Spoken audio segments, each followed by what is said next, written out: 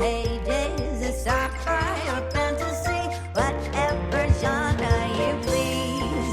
And join a book club, 'cause you won't read it on your own. Join a book club, so you'll be held accountable. It's just some means to an end, but you're doing it with your friends. So join the book club by DLC.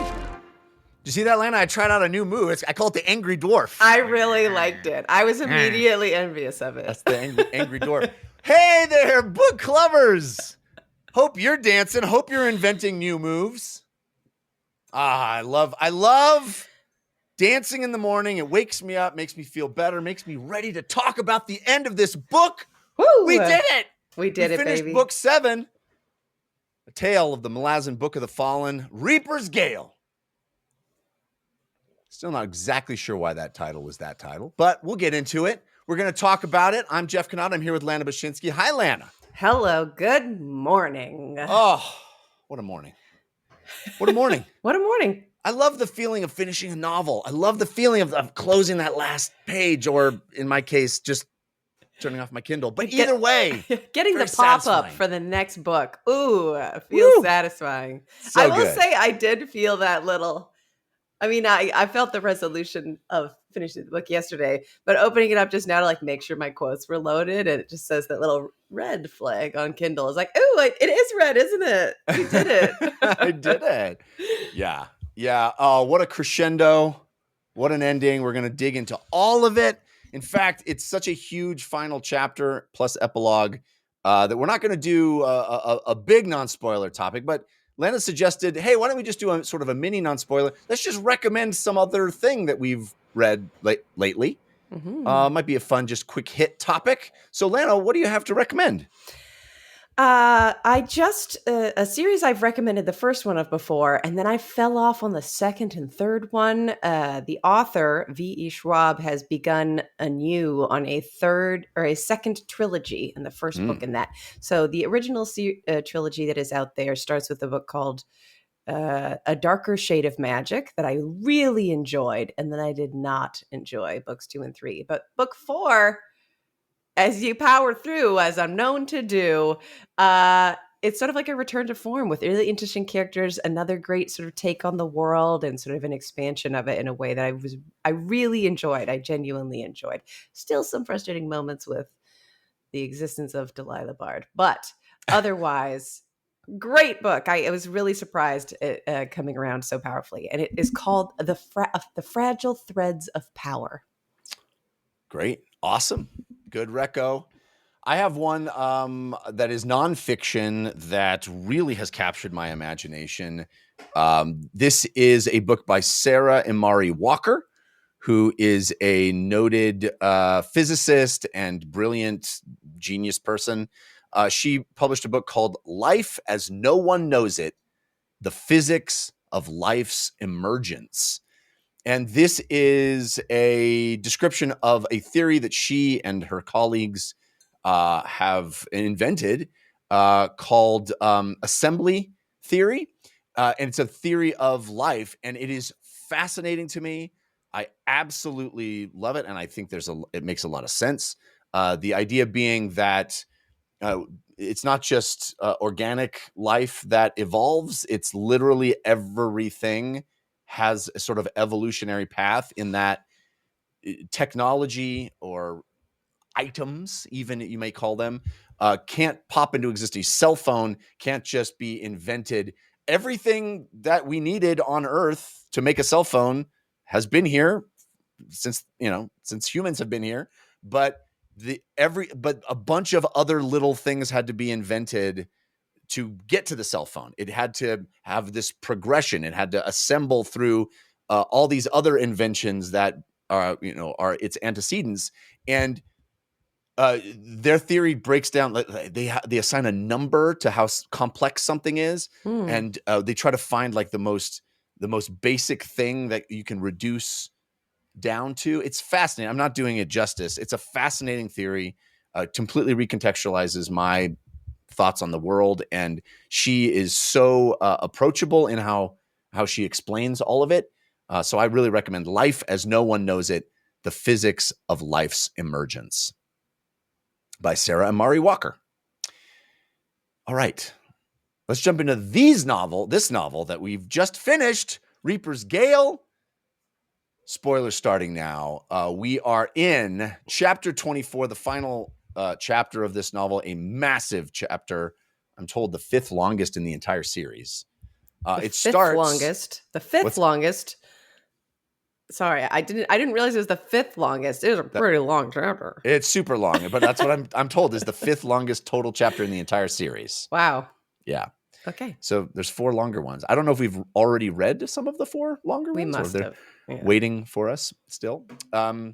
We start with the fallout of Beak's sacrifice that we talked about last week. That's so powerful and emotional. And I love that we are still giving time to this and how it has landed and impacted the Bone Hunters and some of the other soldiers. The barrow that they have built to honor Beak's sacrifice and saving of everyone. Everybody's just throwing their trinkets, their things in to honor him. And it becomes so big that it's taller than the size of a person, which I thought was pretty cool. I thought it was pretty cool. And I because they have trinkets and because everybody has their little sort of bits and bobs that they keep around superstitiously or not, whatever it is. But they've also been, infiltrating this new continent with nothing. And so everybody giving something is sort of like even more powerful. It's more powerful. It's like so much of what you have, which is almost nothing. So I thought it was great beautiful. point. Yeah, it's totally cool. And even them throwing weapons in there, it is a true sacrifice on their part to honor this person. Mm-hmm. Bottle even they asked Bottle to bless the barrow, and there's no more magic. Like he used up all the magic, and I love that line where he says, "There's not a candle left to light." Yeah, powerful stuff. But then they start hearing bombs going off, and they realize, oh, the S is hitting the F down that way toward the central part of Letheri. Well, isn't it they don't hear the bombs from the coast because they're like, oh, that's right. That's from the fleet hitting shore. Yeah. Yes, you're right. Yeah. And they have a moment where they're like, should we go meet him? And they're like, no way, baby. We are the first. We're That's stepping right. foot in Letheri first. Or I like Letheris how first. That's like an honor. I'd be like, you know what? After Somebody else could go first. I feel like they're going to be prepared on some level for somebody arriving. Maybe you just soak up that first wave of fighting back. You know what I mean? Or I'll just like take a breather. Yeah. I'm going to join Hellion's crew and just go tavern to tavern. Is that cool with everybody? Yeah, but they also mentioned, because I guess they didn't feel the need to take a breather. All of them, despite having not slept, it says once they've like made the charge to Letheris, I might be jumping ahead a little bit, but they've all been effectively, not only are they like golden, like glowing people now, they are also rejuvenated. They're just refreshed despite having not slept. I love how they all have the beautiful golden hair now. It's just like it's such a comedic thing when I think about it, of these like hardened, dirty, marching. I don't know if it like faded away. I was surprised that we never got any POVs from anybody in Letheris being like, what in the heck? What are these all these blonde angels walking to our sense? Yeah. Very funny. I said Letheri, I meant Letheris earlier. Yeah. We get it.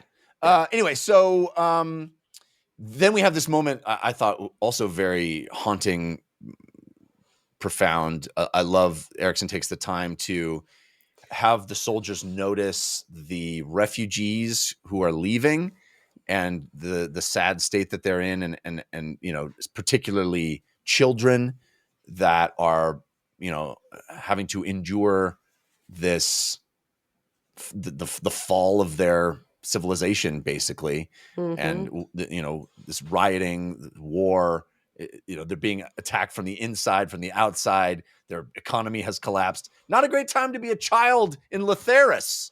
Yeah, not a great time to be basically anybody. Yes, accurate.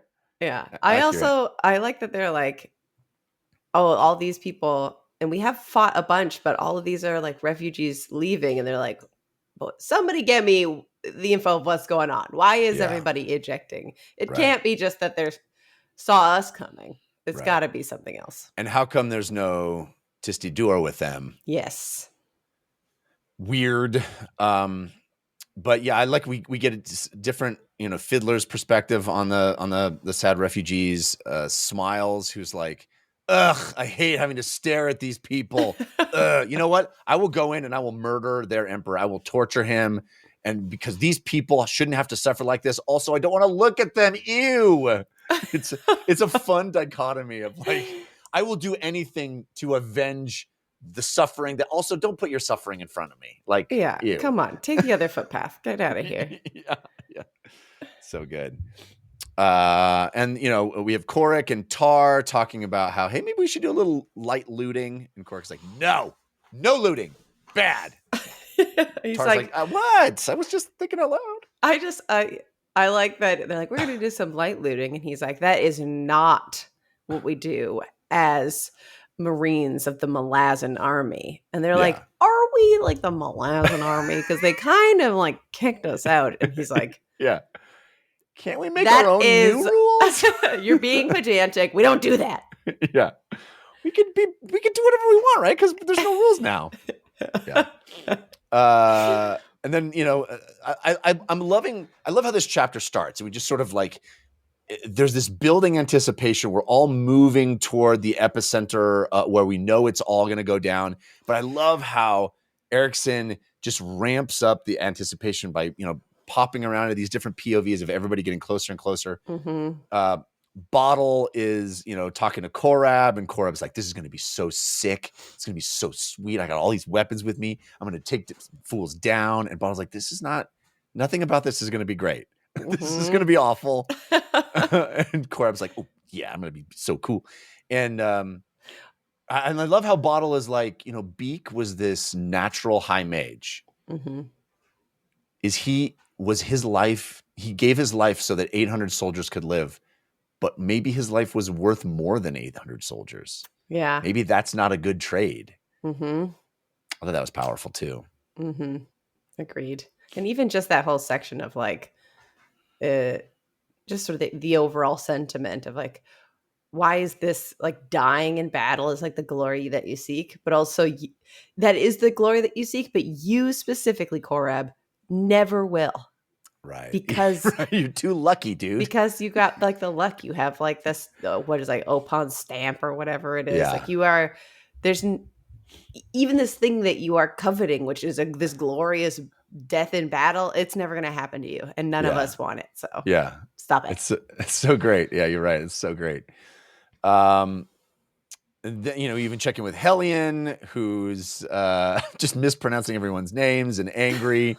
And why does everybody have white hair? Is this some kind of prank that they're pulling on me? She fell asleep, I guess, but I assumed that was like she was too drunk in that moment and passed out right at the time when Beak did his thing. Yeah. And then woke up and she's like, can you believe everybody dyed their hair? They dyed my hair. It's so embarrassing. I can't let on that I know they're pranking me. I'm not going to give them the satisfaction of acknowledging it. It's so funny that's her conclusion is that they must have all, as a hilarious prank, decided to dye their hair. And also just as somebody who, has gone blonde before, like, what, she passed out for 6 hours? Like, that's so a long funny. prank. Long prank. Very funny. Yes. All right. So then we pop over to Sirin Kanar, who this scene is awesome, where he's like, I'm so scary and I'm so mean and I'm gonna do whatever I want. And oh, hello, little guard boy. Maybe you'll have to do what I say. And the guard's like, nope. Yeah. Not doing that. Not doing it. He pulls the knife on his throat. Oh, such a great scene. Such a great scene. And like just that tension. Sirin, how it instantly from that scene and then through the rest of this chapter, it's just like, a name I hate. Yes. Uh, Becomes a real vile character. Kind of was not a character I was tracking super specifically, but then ascends into being very important. yeah. But this is the scene where you really are like, oh, you are a Scumbag. jerkwad. Yeah. Yeah. So he's like gets into like the safety of like this hidden door that will allow him to get into Letherus. And in the meantime, he's like effectively instantly going to abuse his power to abuse this young soldier who Yeah. pulls the knife on him and is like, back away from the door, you can go wherever you want. And I'm going this way. Yeah. You do whatever it is, but you are not doing whatever it is you want to do near or with me. Right. Mm. So good. And it also illustrates the breakdown of power, right? Yeah. Which is basically, you're a commander of the army. So in normal circumstances, him abusing the soldier, abusing his power with the soldier would sort of be hard to say no to, right? Because you can't say no to your commander. And now we have the soldier being like, you don't understand. There is no army. You have no power over me anymore. I got a knife and I'm leaving. I'm out of here. That little like snapshot of like in this moment, you're like, whew, it didn't happen. But the implication of how many times this person must have used their power in this way, must have just gotten what they wanted. And it just flew because that's what their society allowed. Yeah. Wow. Yeah, I totally agree. It's awesome. And then the way this sort of, we go right from that to the Malazan perspective, having the deserter run into them, and then being like, what do we do with this? What do we do with this? We're going to kill this guy. And he's like, hey, no. I hate all those guys. Like, I'm a deserter. Will help you. What do you want me to do? I'll do it. And the little thing that I loved here was when we were in Siren's POV as he was trying to get into the door, he was like, the other army, they're like a day behind somewhere. I have like this thing. I have a limited window of time to get to safety. But he specifically says something like they're like a day away from me. Yeah. And then when the Malazans catch this other guy and he's like, I'll tell you literally anything. I don't care. And points them towards the door to where Siren was. And then they release him. The Malazans look at each other and they go, man, good thing that we didn't get that other guy who walked right by us first. Yes. So that he led us to this actual him. Good guy. Yeah. They were following him to like find out how to get into the city. Yeah. And so we find out that they were literally like following, which is so, I didn't even put this together until right now, because what we find out that Siren Kanar does later, they could have prevented before they even got into the city if they'd killed him like they were going to do. Yeah. I didn't even realize that until right now. Tragedy. It's tragedy. And I love Siren doesn't know what the hell's going on. Right. He thought they were a day behind you. They were on top of you. You idiot. Literally following you in your shadow. Yeah. Yeah. Oh, and I also love that conversation with the Malazans where they're like, this door looks like it was built to be knocked down. This is so obviously a trap. Oh no, that's later. That's later when they find the Segula. All right, we'll get to that. All right, so then we get to the guys just ogling Masan Galani as she rides. Oh my God, that being like the trend of this thing is being like, she did absolutely something despicable. We loved it. She rode her horse and she went faster, and that means she stood up a little, and my God. Damn. It's so funny.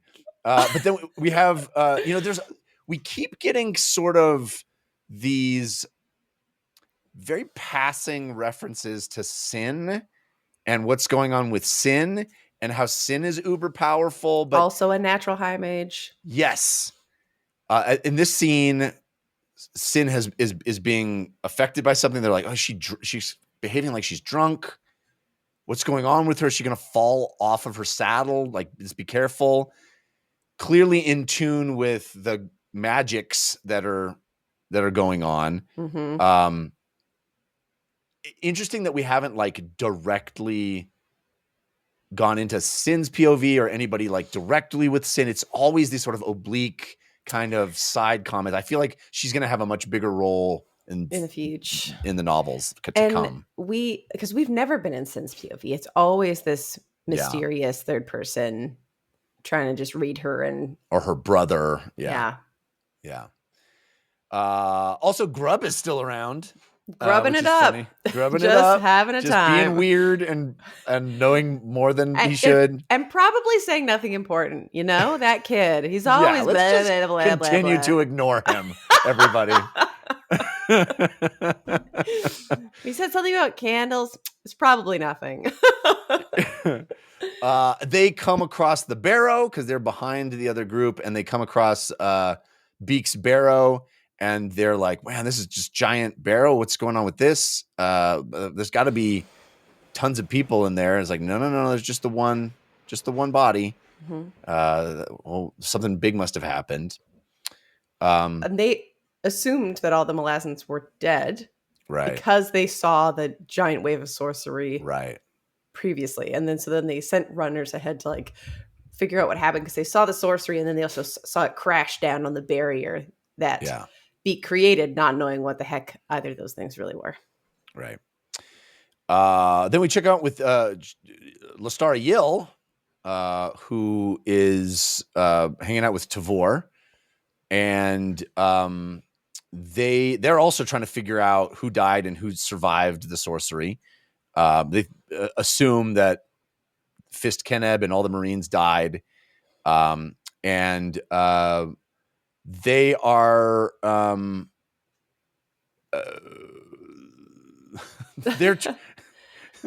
they're really having some self-reflective moments of going, are we the baddies? Or at least Lestara is like, are we the bad people here? What's going on?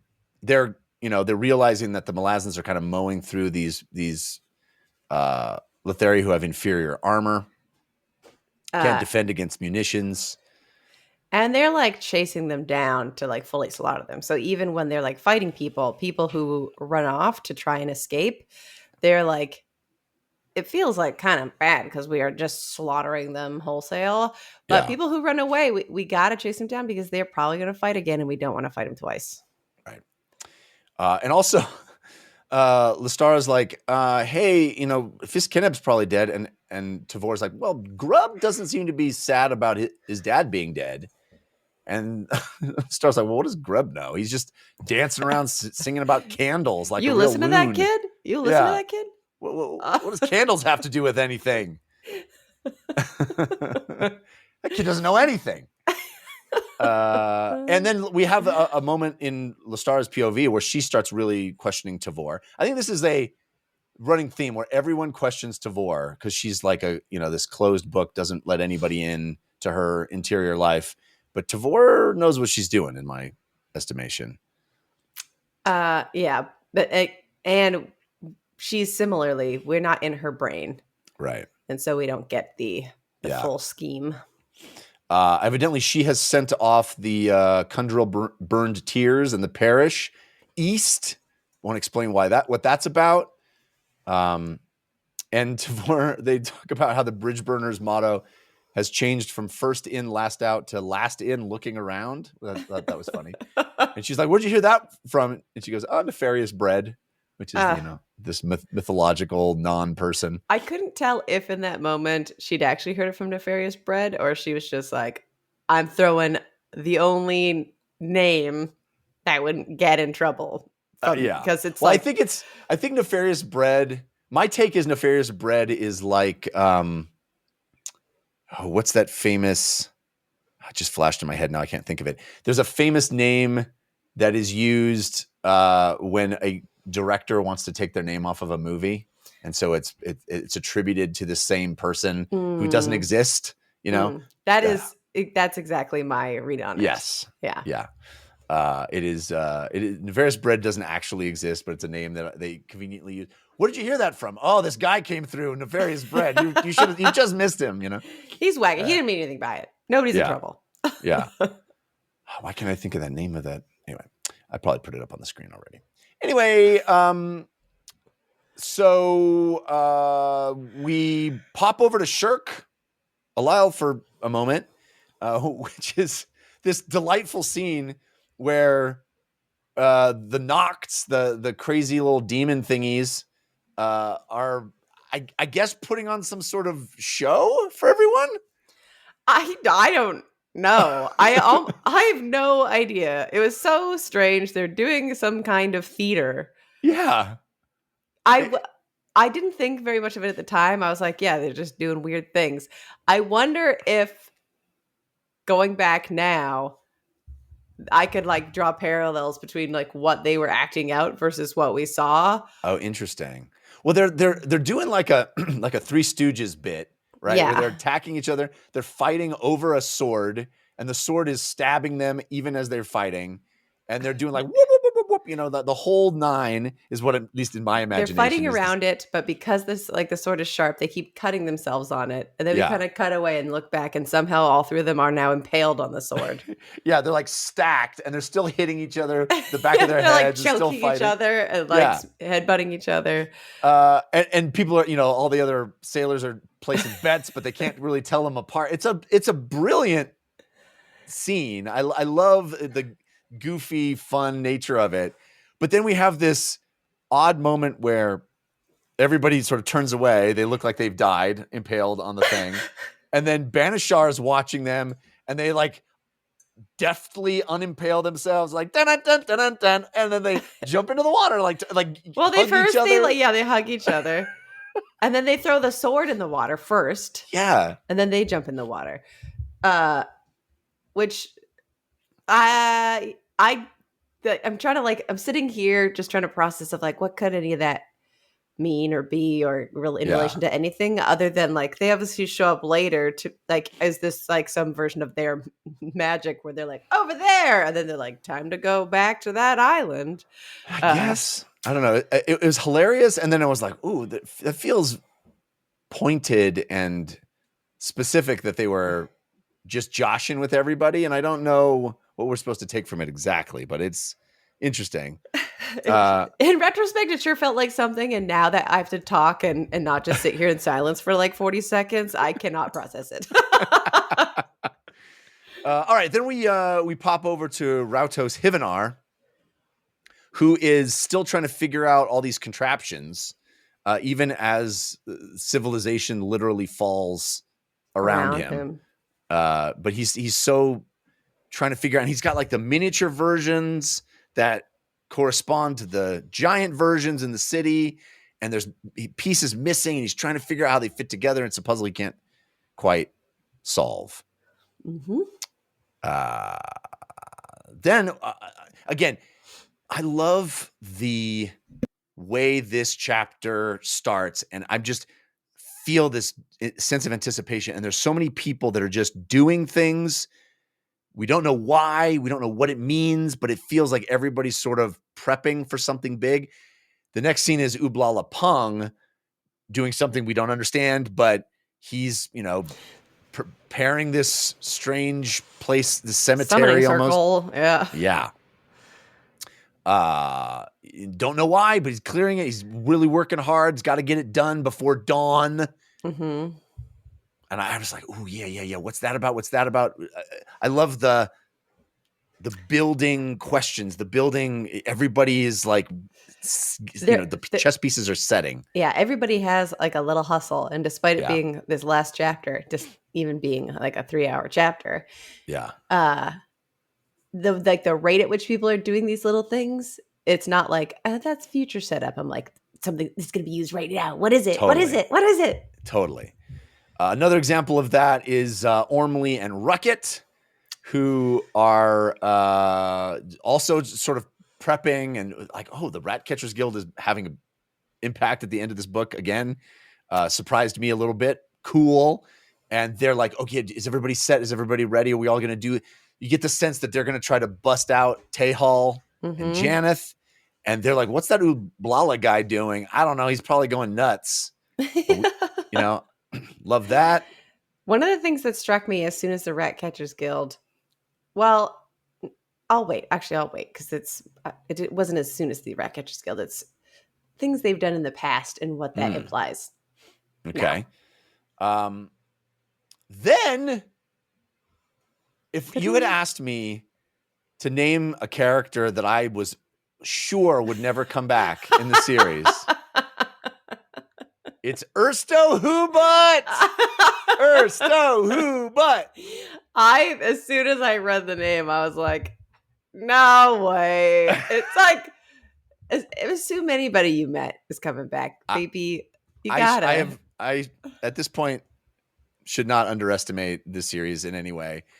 But now I feel dumb even asking Steven Erikson I was like, Ersto Whobutt, hilarious. I'll bring this character up because he's such a minor character and never comes back. And it'd be fun to ask him about it because it has a silly name.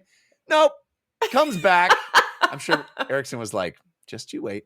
Ersto Whobutt and his now wife, Pinnacell.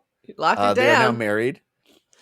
Still hanging out on the beach, just living it up. Reminiscing about that fateful day when the lake froze over, and now witnessing the slow thaw. And, because we're reminiscing and we're on our spot and we're having our little picnic, whatever we're doing, should we have like a baby? Remember last time when I got you with this and it like worked out? I've been waiting. So good. And he's like, yeah. I love how Ersto is like, yeah. And I decided to ask her to marry me.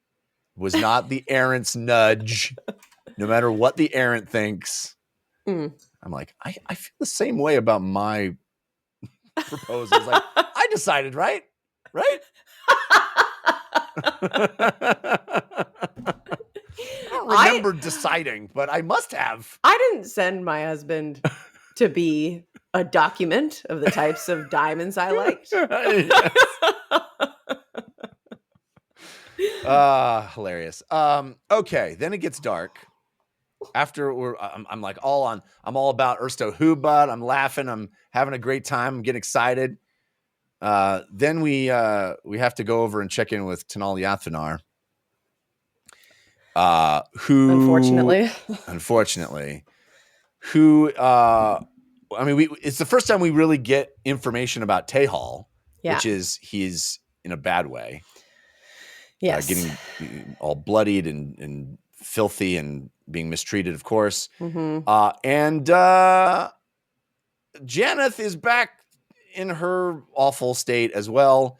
Although it's so interesting how Erikson gives us this information from Yathvanar's POV and holds off on Janeth's POV for so long. And all we get is this like disgusting, repugnant, oh, she's into it now. She wants it. Yes.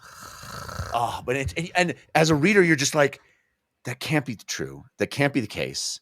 Like, this is not what I want to be hearing about Janeth. Like, she got out of that awful situation. Now she's back into it. And now she doesn't have any memories. And now, like, what's happening? I feel because there's the moment where you think like her mind could have broken. Right. Like it could have been so much psychic damage that she could become this broken person in like just thriving for toxicity because that's all she knows now. Yeah. But I felt like I very much held out hope for the result being what it was because of being in her POV before, where she's like just going through her lectures and she has like, she clearly has strength. Yes, she's got resilience and literally strategies to keep her mind sane. Yeah. So it was despicable, and hearing it from Tanal Yathvanar's perspective, being like, "That's despicable. You are a disgusting person," it makes it all that much more satisfying. Oh, totally. Yeah. Well, Yathvanar goes to visit Karos Invictad, who's actually sitting across from Tehal, which is a surprise to Yathvanar. And he's like, hey, I just wanted to let you know things are bad. There's riots outside, and you're just sitting in here trying to figure your puzzle out. And Invictad is like, well, you know what? Throw money at them. And Tehal's like, hilarious that you would do that. That the whole mental sparring between them of Karos being like, I have such big brains, and Tehal being like, funny. And him being like, humor is below me. And Yeah. him being like, I guess that's why I'll always be above you, Yeah. is so brilliant. And Yeah. I just love that every scene, aside from the one where things were like really falling, when Taeho kind of like broke and was like, this collapse needs to happen because people are bad. It has that humor laced through it. And even now, when it's like when he smiles, all the cuts in his lip, he splits his lips open again for a moment of pain, but then continues to smile through that because he's feeling the humor in Karis's suffering for all the suffering that he has imposed. And like the genuine comedy and like laughing, but like the sadness through it, because you know that Karis is just going to beat the crap out of him, is I love these scenes. I love these scenes. Me too. The other thing about the worst people being humorless, which I've found to be accurate in my life, in my experience, that usually funny people are the best people. And, you can point to people throughout history that have done awful things, and they tend not to have great senses of humor. They don't get the joke. Yeah, exactly. And they will make everybody pay for telling them. Such a, as you said, beautiful tete-a-tete with Tae-hall. Just laugh. I'm going to laugh at you because you're ridiculous, and you don't even see it. You don't even see how stupid you are and funny.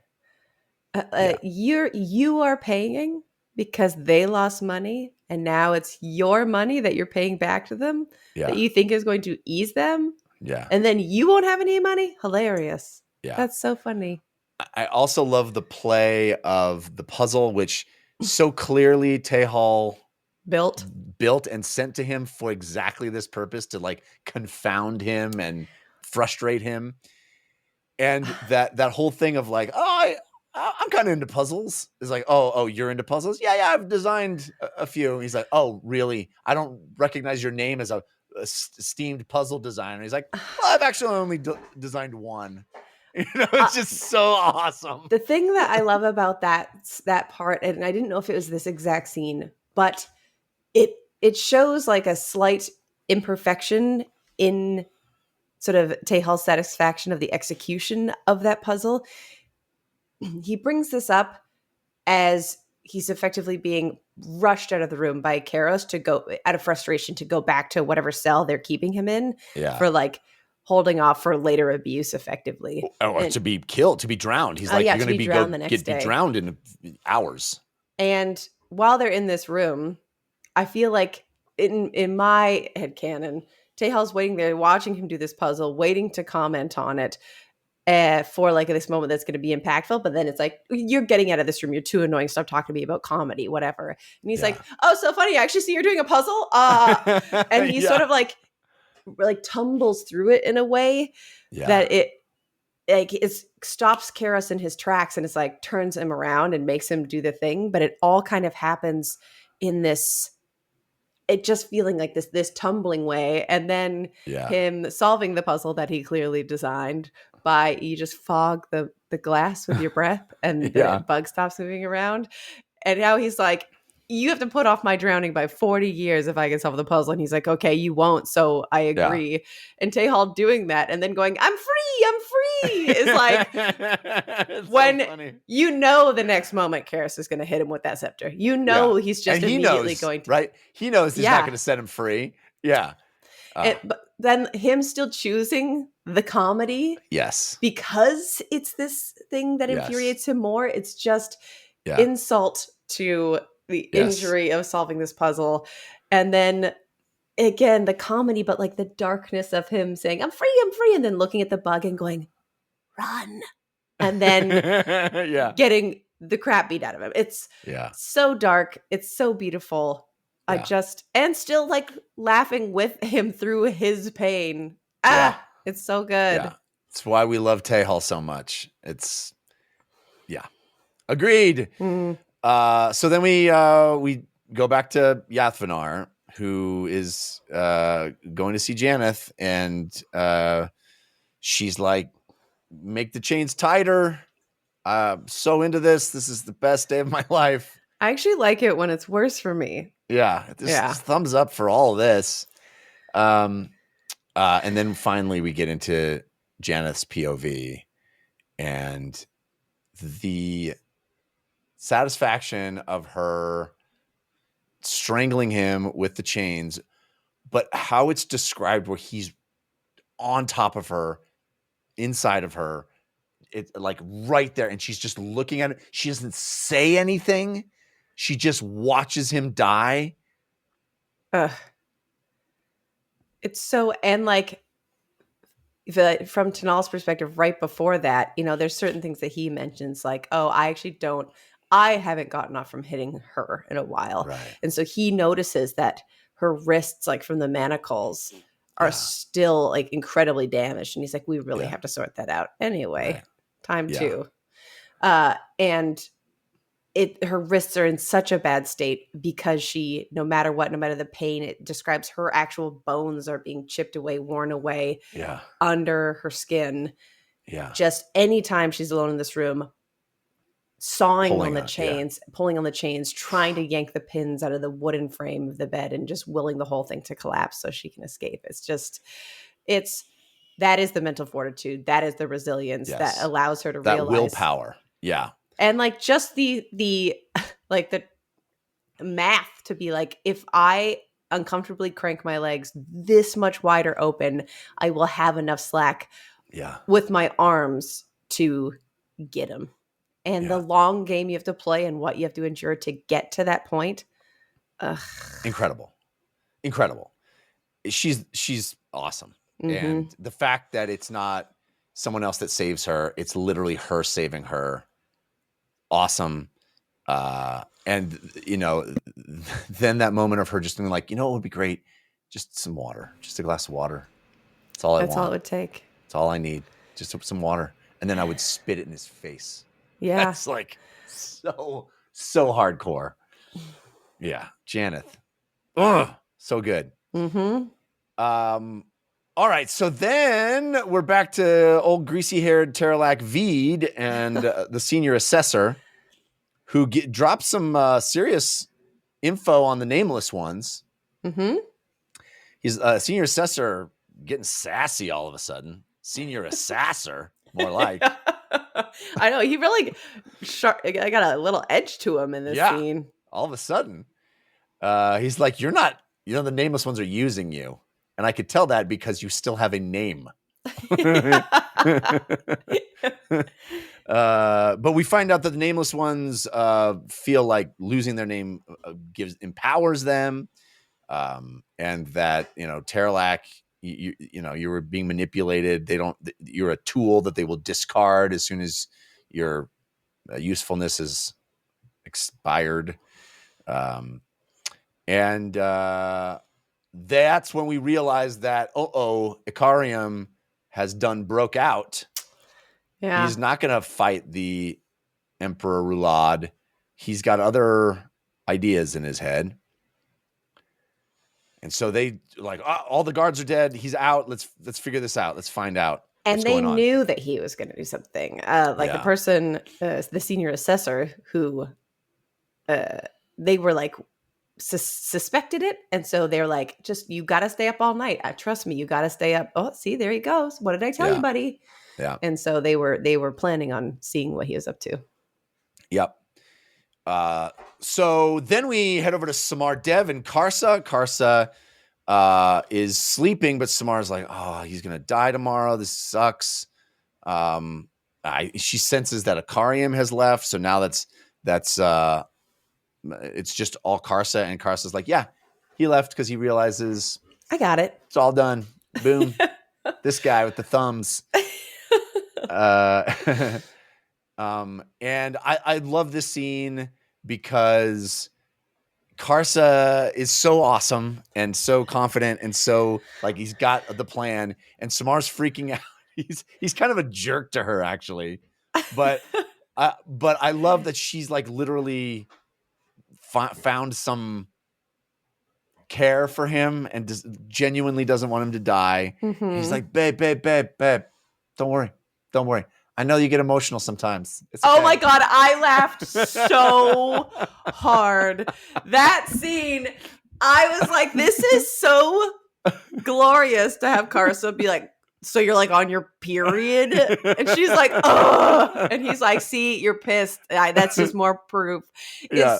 It's so funny. Like, what a hilarious, and it's just that same like lack of boundary in that him being like, have sex with me, and she's like, no, and he's like, ugh, fine. It's like that same kind of feeling of like The blunt- tactless, Yes. blunt. But he's like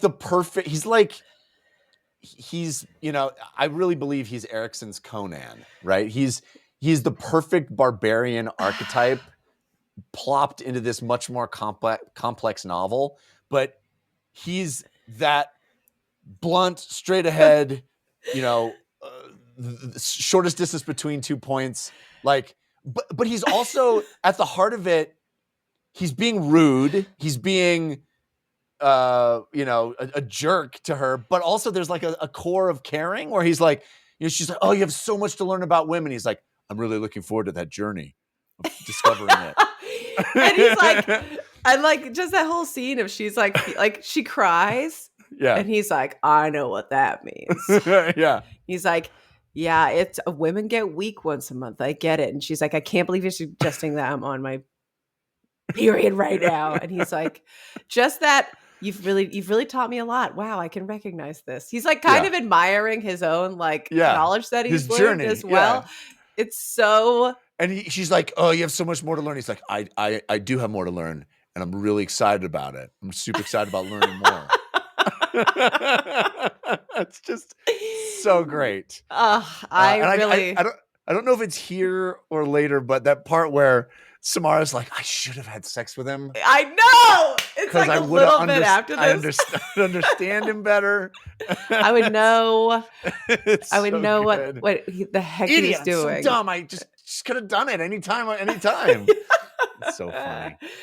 All right, then we check in with the Feather Witch, who's all up on her high altar. Who with trench foot. Yeah, that's unfortunate. Really, you don't want to be in water all the time. You know what I'm saying? Yeah. And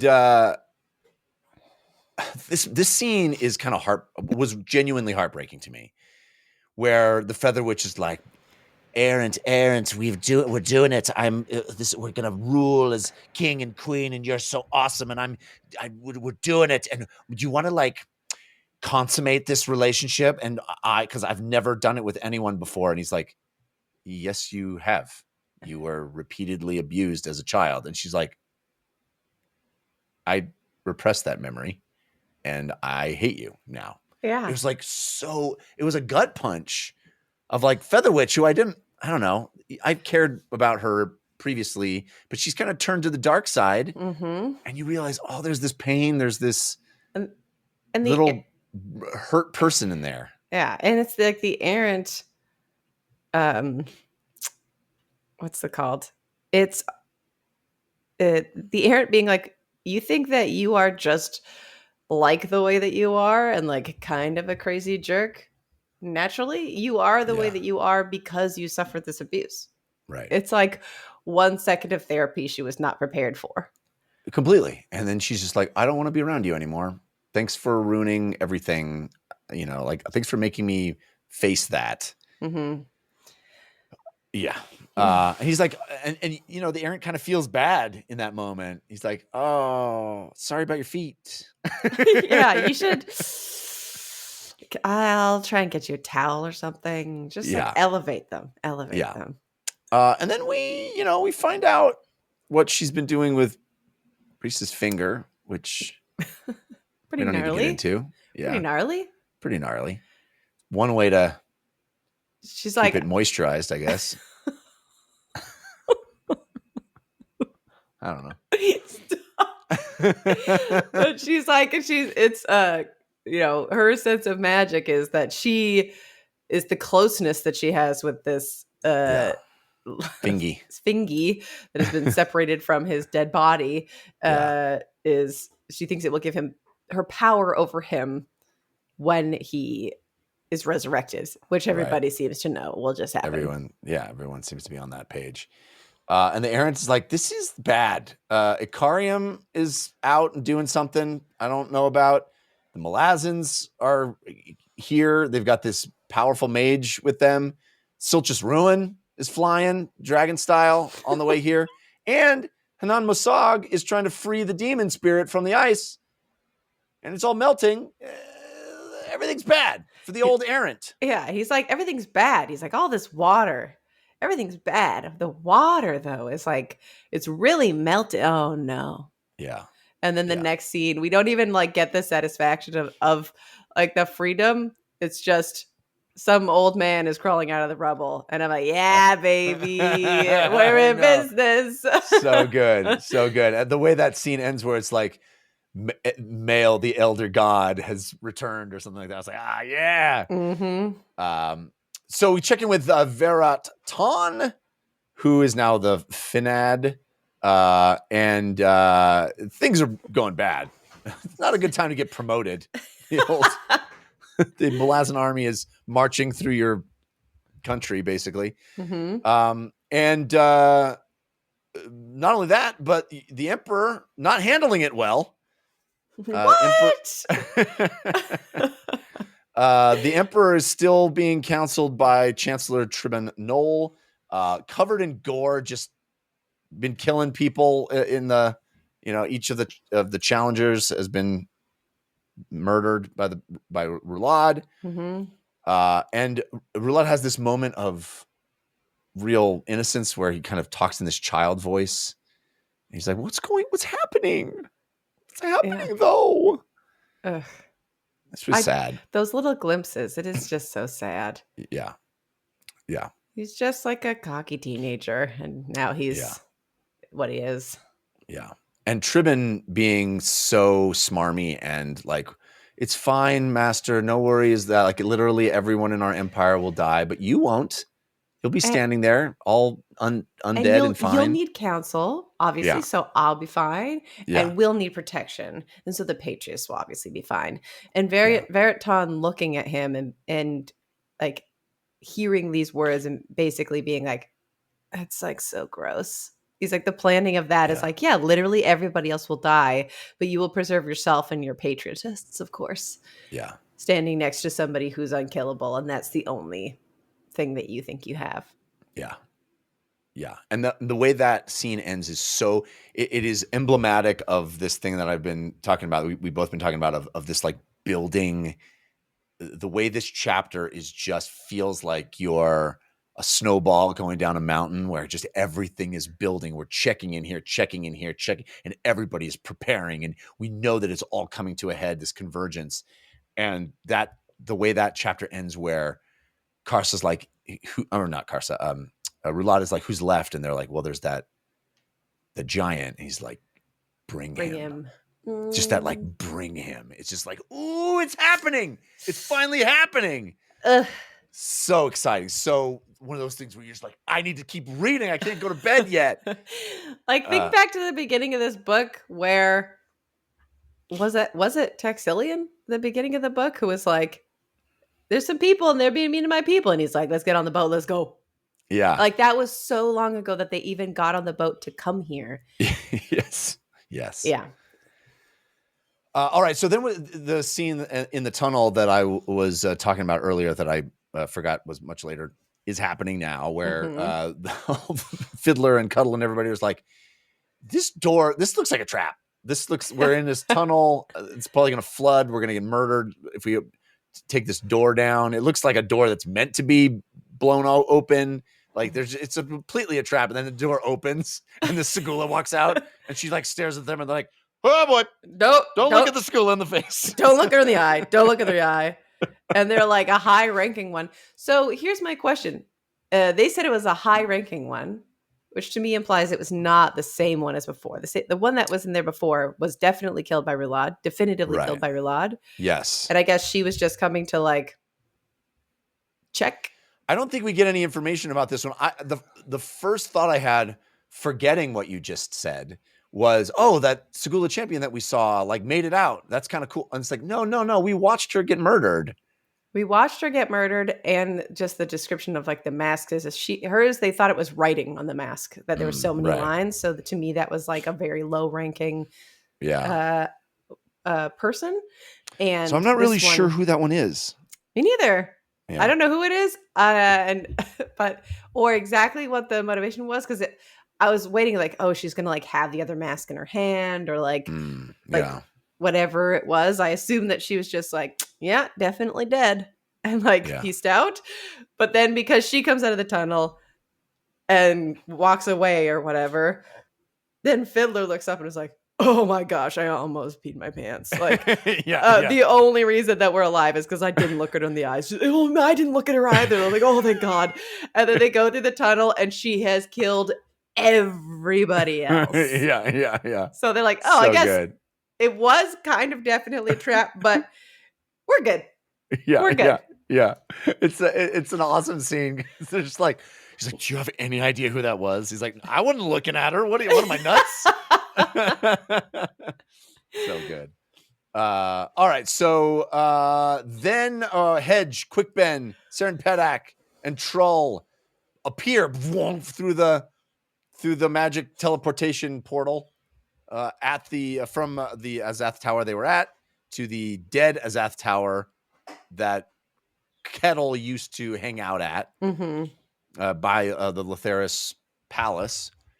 And everybody's freaking out. Troll's like, my brother, I'm worried. Everything's bad. Oh, what's going on? And Hedge and Quickben are like, you know what? You two little lovebirds need a little time for yourselves first. Like, yes. An entire empire's falling. Your brother's gone crazy pants, cuckoo birds. Everything's bad. There's going to be a dragon here momentarily. It's all bad. But we got priorities on your behalf. Just go snuggle for a little bit. Just snugs it up. Saren, your house is probably fine. You got a sword to bury, am I right? Wink. If you two little lovebirds can't get a moment to breathe, then what are we even doing here? You know what I'm saying? What are we fighting for? That's right. Yeah.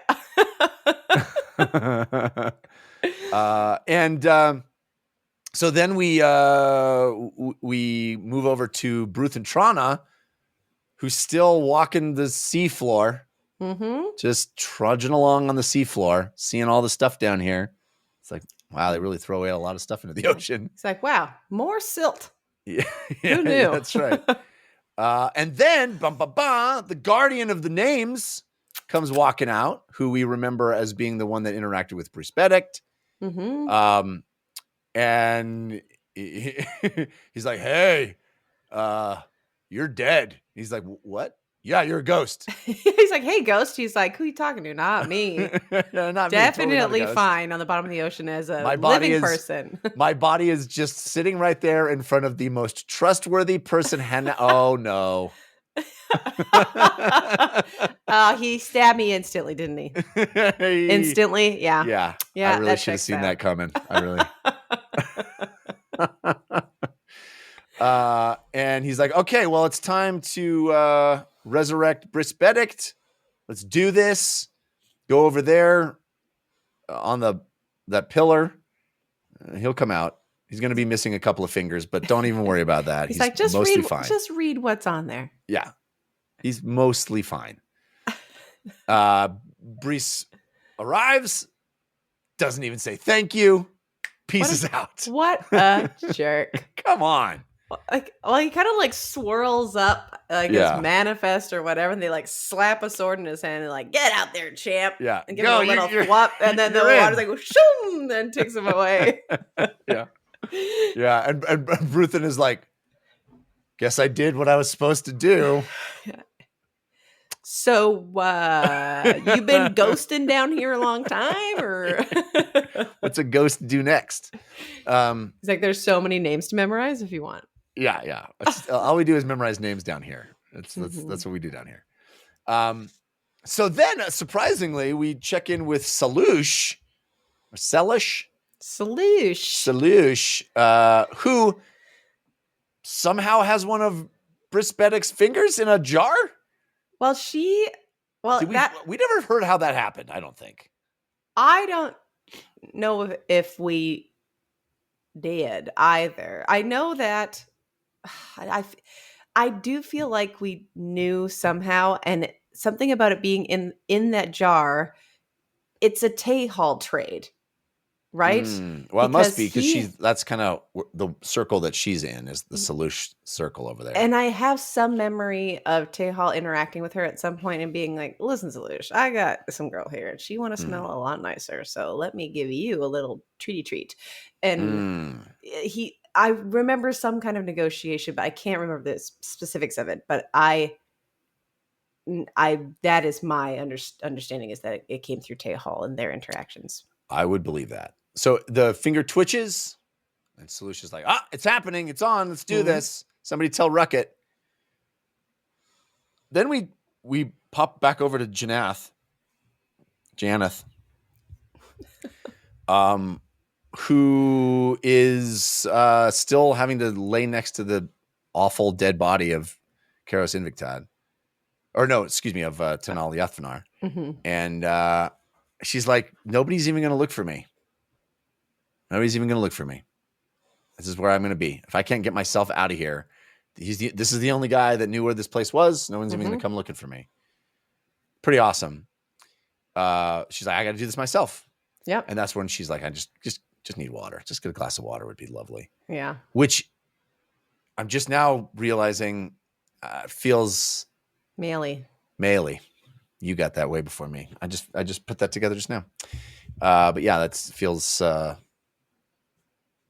chef's kiss. Yeah. All right. So Karos Invictad is like, hey, so we keep throwing money at the mob. It's not really working. They just want more money. Yeah, because he originally gave them little baggies. He's like, fill the baggies, and that's enough.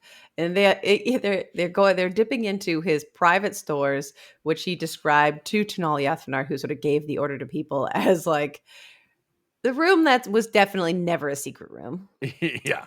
And now the guards just have all the money, and they're not even putting it in bags. They're just throwing coins over the wall. They're just throwing money over the wall to people loosely, and it's only making them more rabid and more hungry. And his little man, the little agent, comes and says, like, we've been throwing the rats are coming back over. Like we throw coins, they throw rats. That's weird. Also, they're chanting Tehal's name. It's like, I know, we're gonna drown him. Everybody's gonna be happy. He's like, no, not exactly chanting his name to die. More like he's their hero. He's a financial genius who can did this collapse and then got you to give all their money back. Yeah. He's like, Tehal. Yeah. So Featherwitch senses Breeze's resurrection. She's like, yes, he belongs to me. This is all going to be sweet. Nothing could possibly be wrong. Wait. What's he doing? I see him in this water, this reflection in the water. If only I could reach out and touch it. It's so deep. It's deeper than I thought. And then she's face first into the water, drowning. Mm-hmm. And it is revealed that the errant is pushing her head into the water. Little nudges. Errant doing just some nudges. Yeah, that's a real nudge. It's a plunge.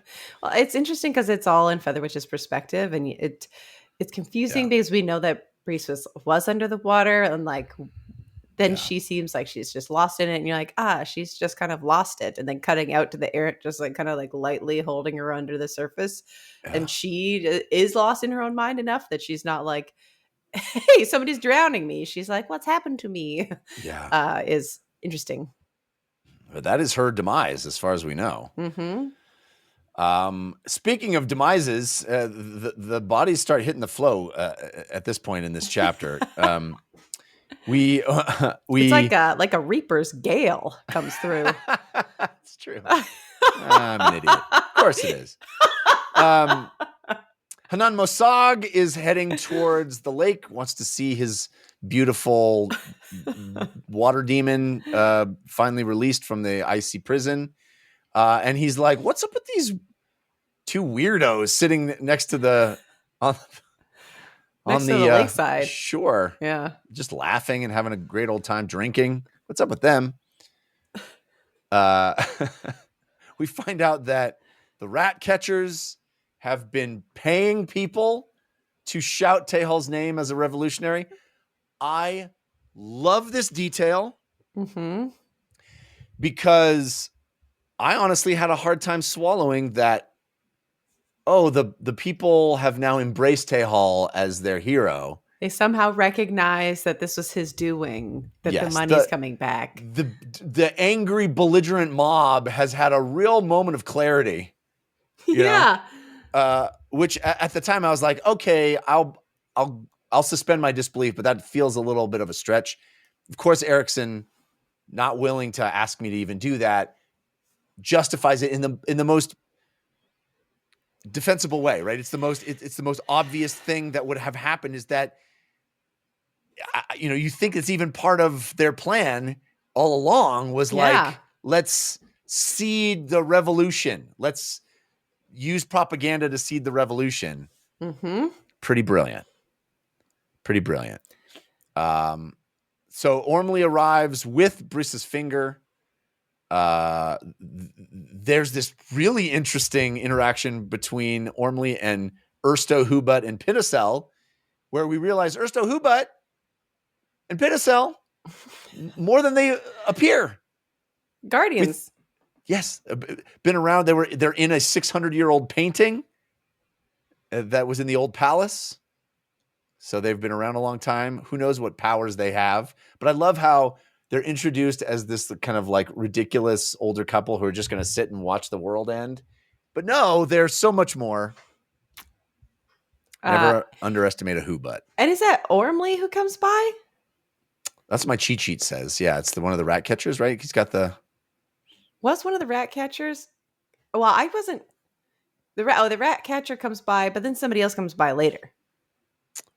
Well, the next thing we have is Brice like emerging from the water, and like, oh hey, there's that guy. Yeah. So I'm thinking of there's like a couple scenes from now where somebody else is there. Anyway, Brice emerges from the water, and I pictured like the guy holding the finger, like shink, like yeah. You do not want to know where this has been.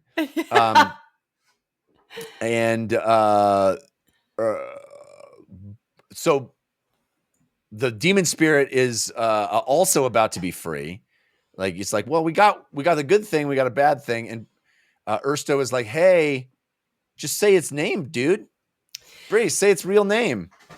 And see, they were like, you can't leave until you tell us the name, because he's about to be like, oh my god, my brother, I gotta get going. Tejal's in there, like trying to immediately sort of get to work, and they're like, hey, you memorized all those names for a reason, bucko.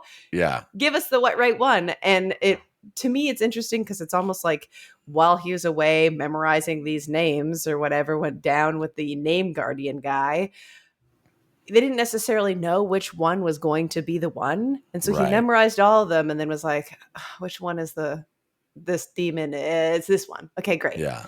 And I love the spelling of it being in the old tongue, and I am not going to be good enough with my dialects, but the fact that it has like the spelling with like the exclamation point in it, I know is like a like indigenous that's like things that are common in indigenous writing for like how that would be pronounced. I just think that was like a beautiful visualization of that little tie-in. Yeah, that it really is this ancient language. So then he's like, hey, your brother needs you. Thanks for saying the name. Later.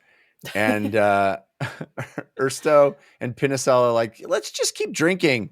Let's watch to see what happens next. And of course, what happens next is Hanan Musag crawls toward them like a turtle. And he's like, wow, where's my demon? And this Jaghut huntress shows up, strangles him to death. He's like, explain yourself. And he just crushes his voice box instantly. Literally he gets no explanation of what's even happening. It's awesome because we're inside his POV and he's like, he can't ask any questions. He's just being killed. And he's like, doesn't understand why or who this is. It's so great. Yeah. And I love that she just does her thing and then walks up and she's like, my ritual's been disturbed. And you're like, ah, it's your ice thing, girl. Yep, Nice. yep. Get it. And then Yep. Ernesto and Pinicel being like, yo, literally chill. We know its name. And she's like, oh, huh. They're like, you want a drink? And she's like, yeah, actually, that'd be really great. So great. Job Like, here is I guess I'm done. not needed anymore. And they're like, Yeah. no, but you can hang. We can Yeah. chill. It's cool. And she's You don't like, have to go. that's a delightful idea. Yeah.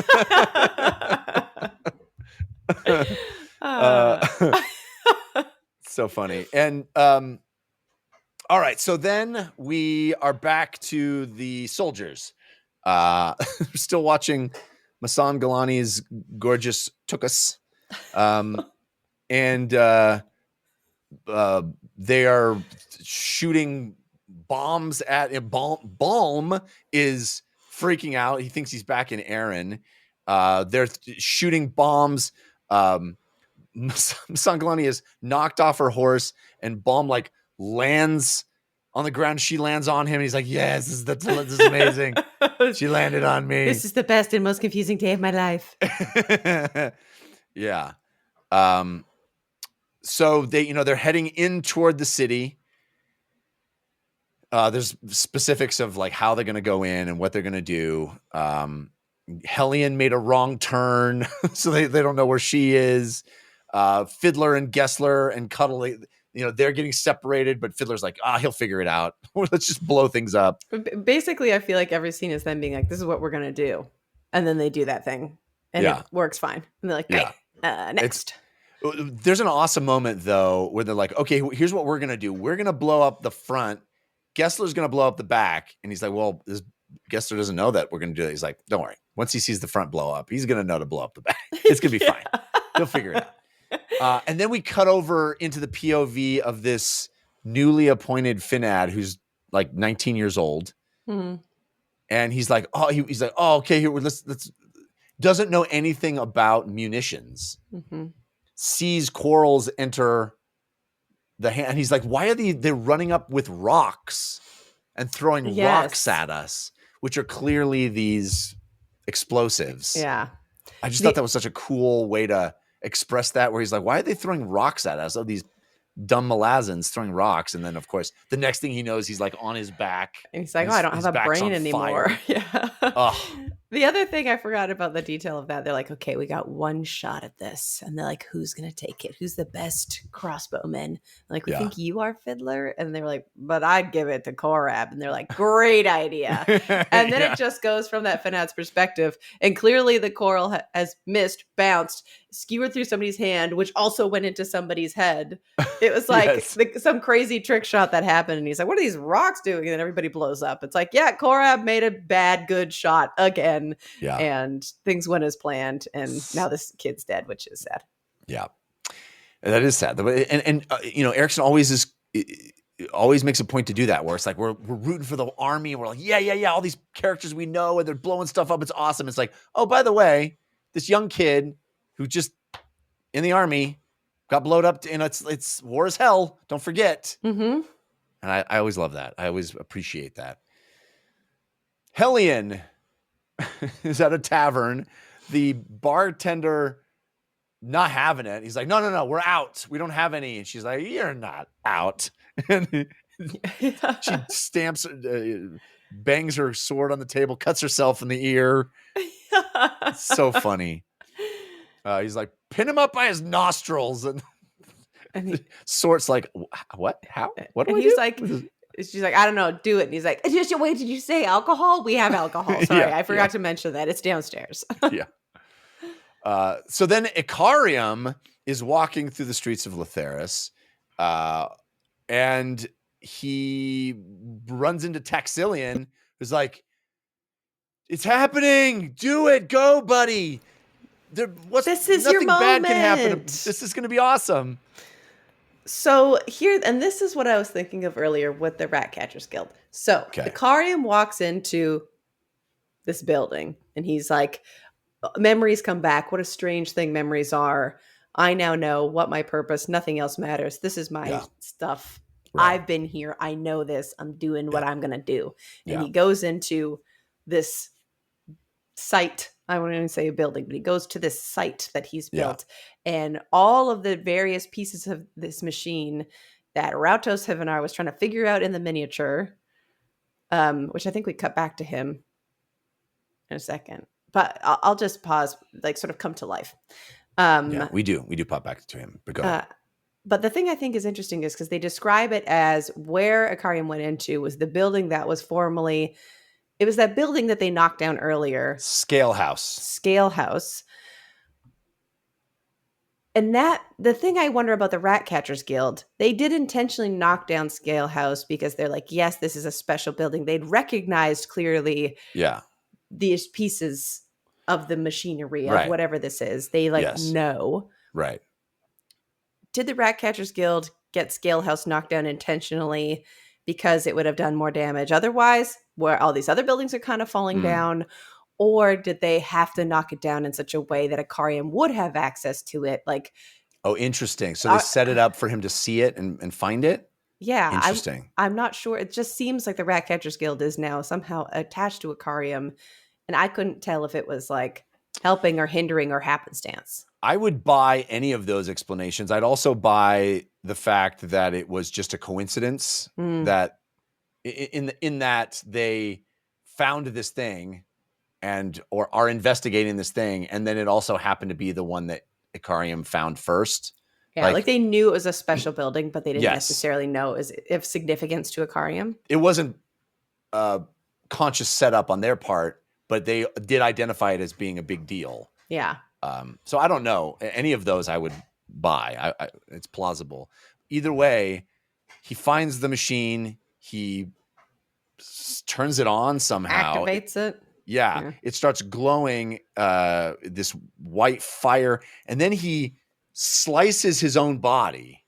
Mm-hmm. And for half a second, I'm like, Ikariam's a robot. Oh. That's what I thought. I was like, he's a clockwork being. Yes. He's also a machine, but that's not what happened. His blood needed to be involved, I guess, somehow. I don't know. Yeah. But this I was bit like, was blurry to me. We're gonna find out he's a synthetic, but no. I was ready for it to be like, and then the spaceship took off. I was like ready for this to pivot into hard sci-fi. Yeah. But so him turning this thing on wreaks havoc on the entire city. Buildings falling down, dudes getting murdered. First of all, Taxilian just gets vaporized. Yep. Taxilian's like, you did it. Just like, I really shouldn't have been standing there. Because as things are turning on, it's white fire that's like erupting from them and knocking the buildings down and whatever else. Yeah. Terralak Veed gets a slab of stone, crushes his skull. The senior assessor's laughing as a building falls on him. Rautos Hivenar, who's still trying to figure it all out, it activates like right there, falls on the back of his legs, crushing him, and then white fire incinerates him. And then we get this really interesting detail where all the people who are consumed by the white fire, what first happens is their memories are stripped away. Yes. They are, Ikariam like soaks them in. Yeah. Fascinating. It like undoes their entire self. Being. Mm-hmm. Yeah. Which is an interesting revelation, but we don't get any explanation of what the machine is. No, at all. I know. I was so like, here it comes. And we, this is kind of the last we hear of it for the whole rest of the novel is he turned it on. It killed a bunch of people we know. After that, we don't know what the heck is going on. Yeah. Yeah. So this is the moment then when Bug is freed and he's like, I can either go get revenge against the Errant or save Tehal. Or I should really actually go and deal with Karos Invictad first. Mm-hmm. So he's like, I know Tehal's going to die, but I have to make the right choice. Mm-hmm. So at that moment, I was like, Tehal's going to die? I was freaking out because Bug's like, well, he's going to, I can't save him. Yeah. So everybody is heading toward the city. This is the moment where Sin appears drunk and almost falls off her horse. And I think that's because Ikariam's magic. Ikariam's thing. Yeah, Yeah. exactly. Yes. And then we return to another character that I wasn't sure we'd ever see again. Old Hunch Arbat. Yeah. The old poop harvester, I want to call him. He's doing his duty. Doing his duty. That's Whee! funny. He kicks Ublala Pung, who is fallen asleep in the middle of this circle he cleared. I thought he was like meditating, like intentionally. He just fallen asleep. That was my take, was that he just passed out from all the work. And also Ublala is not super smart, so. I thought Ublala has maybe like, I did this circle, and so now I have to be in the circle, and it's important to be in the circle. And then he kicks him, and I felt like he was like, yeah, somebody needs to be in the circle. You're not in the circle. I'm in the circle. Yeah. I thought it was like a swapsies. It was a swap. Yeah, you might be right. I thought he just, because Ublala is such a bozo. Yeah, lughead. Yeah. He's just like, well, I'm done clearing the weeds. Time for sleep. Yeah. But maybe you're right. So then we cut right to Karsa in the arena, staring at the Emperor Rulad. The moment we've all been waiting for. It's there. An literal earthquake from Ikariam's machine rocks their bodies before they even start. White fire is shooting. Dude, it's just such an epic moment of this showdown that we've been anticipating for the entire novel, 1,200 pages, even longer perhaps, from the end of the previous novel. A literal earthquake to kick it off as they both arrive in the Colosseum, in the arena. The almost empty arena. Like there's not like a huge audience for this. Like everybody's fled or dead. And Saren being there to witness. She's right. And that was the thing we left out of the previous scene where Karsa's like, you have Samar. to witness. Yeah, Samar Dev. You have to witness. Which has been his whole thing. Witness, I will witness. Whatever. So good. But there's like white fire shooting up in the sky around them. The earth is quaking, and they're just staring at each other like two samurai, or two gunslingers. Rulad, lost to his mania and just like fed up, frustrated, whatever. Yeah. Okay, we're here. What now? You think you're going to kill me? How many times do you think you're going to kill me? Go ahead. Be my guest. How many times do you think? What, a dozen? I don't care. And Karsa just looking at him so calmly. I will kill you once. So badass. So badass. That is one of those moments that you read fantasy for. Yeah. Like that's why I read fantasy novels. For a moment like that. For just like, yes, it's happening. It's happening. It's happening, and it's so badass, but it's still like that. It's not like I feel no certainty. Right. Along with Karsa's certainty. Yeah. But you just know he's so awesome. He's so awesome, and you know he knows something. Yeah. And that was the moment. That's the moment where Samar's like, this guy's got, I didn't understand this guy. I should have totally screwed him. I should have had sex with him because then I could have just known what I would have understood him on a certain level. Yeah. So good. So good. And the way the battle starts with Rulad just going at him and Karsa just standing his ground and just parrying every attack, but not moving, but not attacking back, not doing the Karsa Orlong thing where he just barrels in, like a bull.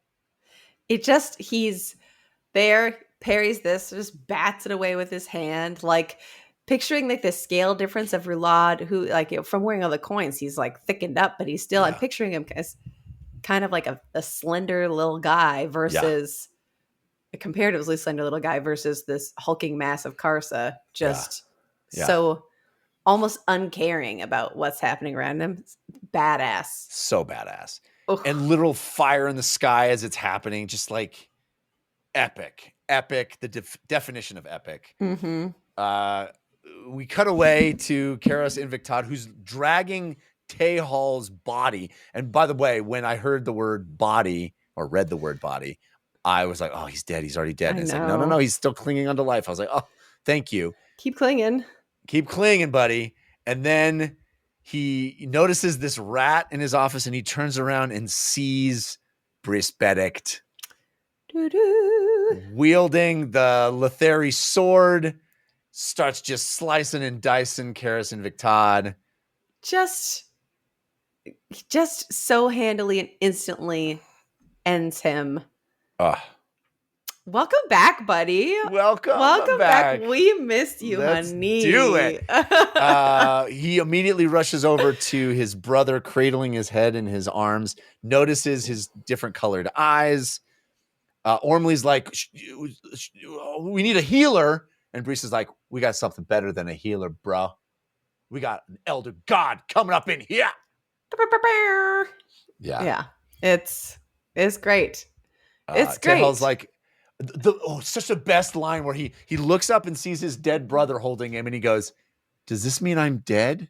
Yeah. Such a great line. And Brice is like, no, sorry to disappoint you. No, we're both alive. He's like, well, hey, what was death like? And he goes, wet. Yeah. It's so great. So cut over to, by this point, I'm just like breathlessly reading this. I know. We have hit freight train, ears peeled back, just like head in the wind. Like, let's do this. We're on a rocket. To give you 4 metaphors when I could have used 1. We head over to Quick Ben and Hedge, who literally dodged a collapsing building. White fire shooting up everywhere. They start running off. They hear munitions popping off. Silch's ruin. Well, they're like, we got to go find Fiddler. And Quick Ben's like, I know he's on the roof. I know this guy. I know his strat. He's on a roof. We're going to the roof. Yeah. Silch's ruin in dragon form, flying, angry, mad, no longer going to stop himself, no longer going to hold back anything. He wants to punish Hanan Mosag and the crippled god. Angry. He's described as the coldest of the 3 brothers, Anamander, Rake, Andarist, and Silchus.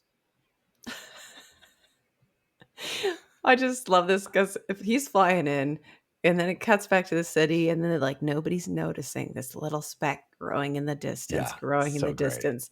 And I think it all kind of happens right here. I forget if there's like a cutaway, but I think following this thread to its little conclusion, it was like, Silchus is coming in. We've seen him be a badass. We know that he's here for a vengeance or out for vengeance. They're on the roof, and then Fiddler and everybody's like, a friggin' dragon! Yeah, I know. It's awesome. All right, we're not there yet. Okay. Oh, man. Sorry. We'll get there in a second. First, we get to back to Karsa and Rulad. Oh, yeah. So Rulad is still smacking. Can't get any closer. Everything is blocked. He's sweaty. He's gross. Karsa hasn't even broken a sweat. But then Karsa steps forward, and we're in Samar's perspective, and she's like, just like that. He's ready. He's like rope-a-doping him a little bit, just like letting him get tired.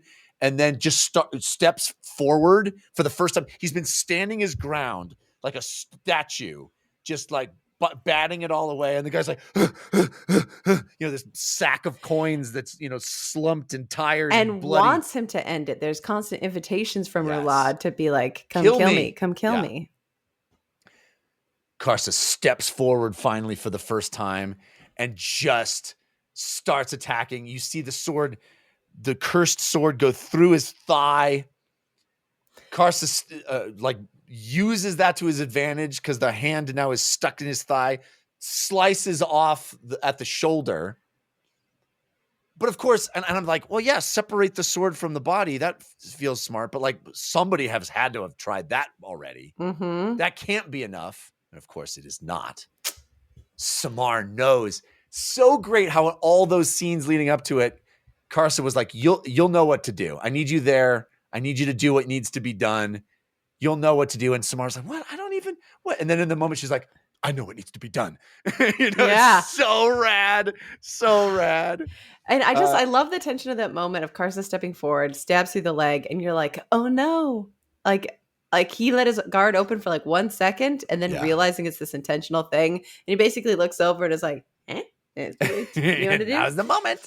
Samar cuts her hand open and she has her little Warren blade and she releases all of whatever souls she has trapped in there.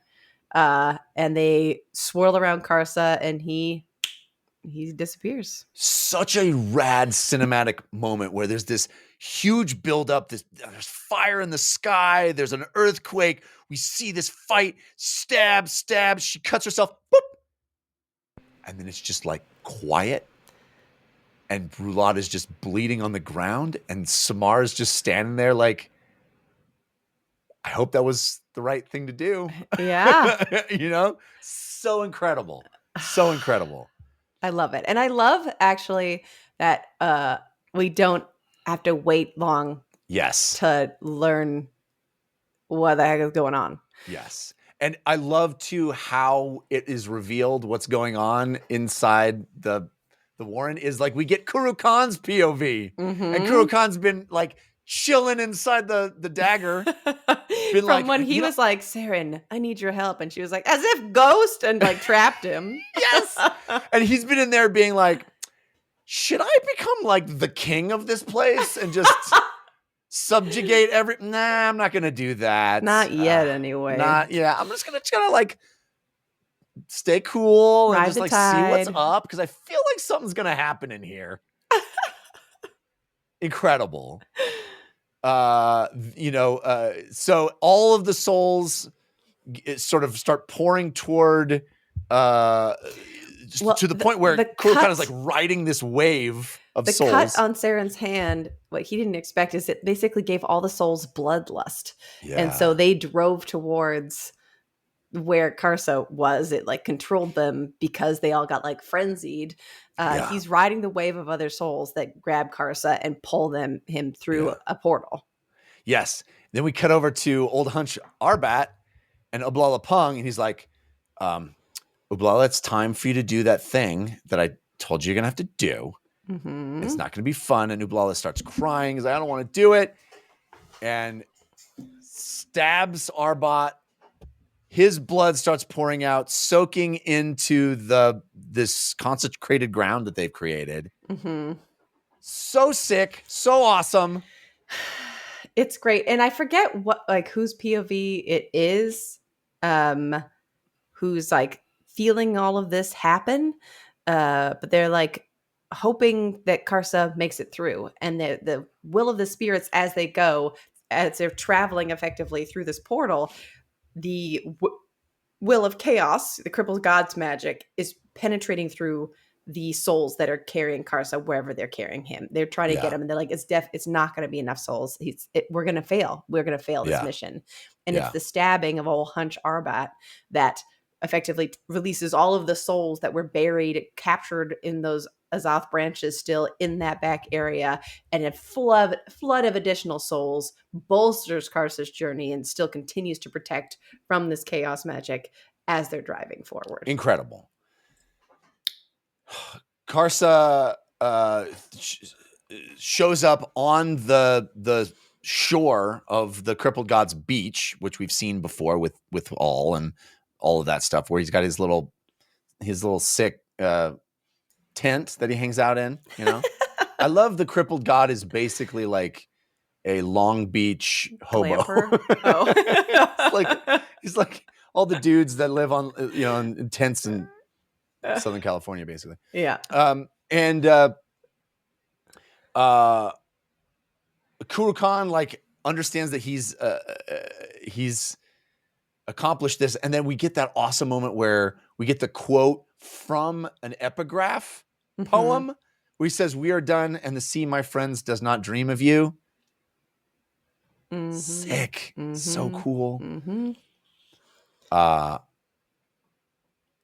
Meanwhile, Roulad's body is bleeding out, and Silchus Ruin. I love the other description of, and if anybody had noticed it, the speck in the sky was getting bigger. Yes. So rad. Okay. So Fiddler and everybody on the roof. Gessler squad has not been seen. They don't know what Korab is like. Has anybody noticed that there's a giant white dragon coming toward us? Quickben and Hedge are just following the trail of explosions that they see to find them. They arrive on the roof. They see this giant dragon coming at them on the roof. Silchus opens his mouth. Fiddler shoots a munition that Silchus attempts to deflect, but it explodes, tearing open his side. There's briefly like a moment he like shoots the munition and it's like, oh, he bats it away, and you're like, oh no, he's such a powerful. Oh no, it blew up instantly and shredded his body and like flattened the building that they were on. Did you have any moment? This was one of those moments where I was like, these guys could be on the same side if they just talked for a second. But I also feel like they don't know who this dragon is. I mean, I guess Quickben did. But they were like they're like, friggin' dragon. And they're just gonna get it. It's obviously gonna get us. And so they shoot it. To me, it was like such a funny, strange, like big spike into like I guess we're fine now. Yeah. It was a wild end to Silchus is a coming. Silchus is a coming, and they're just like, boom, boom, boom, blam, blam, blam. Get out of here, you. And he's like, okay, fine, I'm not coming. I was like almost like chasing away some crows. They like throw this munition at it, and then he's all shredded, but he's still flying because it's like the sorcery is actually what's keeping him afloat. And then Quickben legit is like, throw some magic at him. It's like, get out of here. And he's like, fine. And then he leaves. Like, it's such a non-ending for Silchus in a way that I thought was very funny. It much like the Menendor and all that other dragon fight where it's like, all the dragons are coming. The dragons are coming. And then the Malazans are like, dragons meet explosives. I know. Dragon's like, we've never had to deal with this before. What the heck? It's so awesome. Innovation? There's also that great line. I can't remember I think it's Bottle who says it, like, allow us to introduce ourselves. The Bone Hunters, like, oh, hey, ancient gods, soul-taken dragon badasses, allow us to introduce ourselves. Yeah. We're humans packing heat. Woo! Sick. Meanwhile,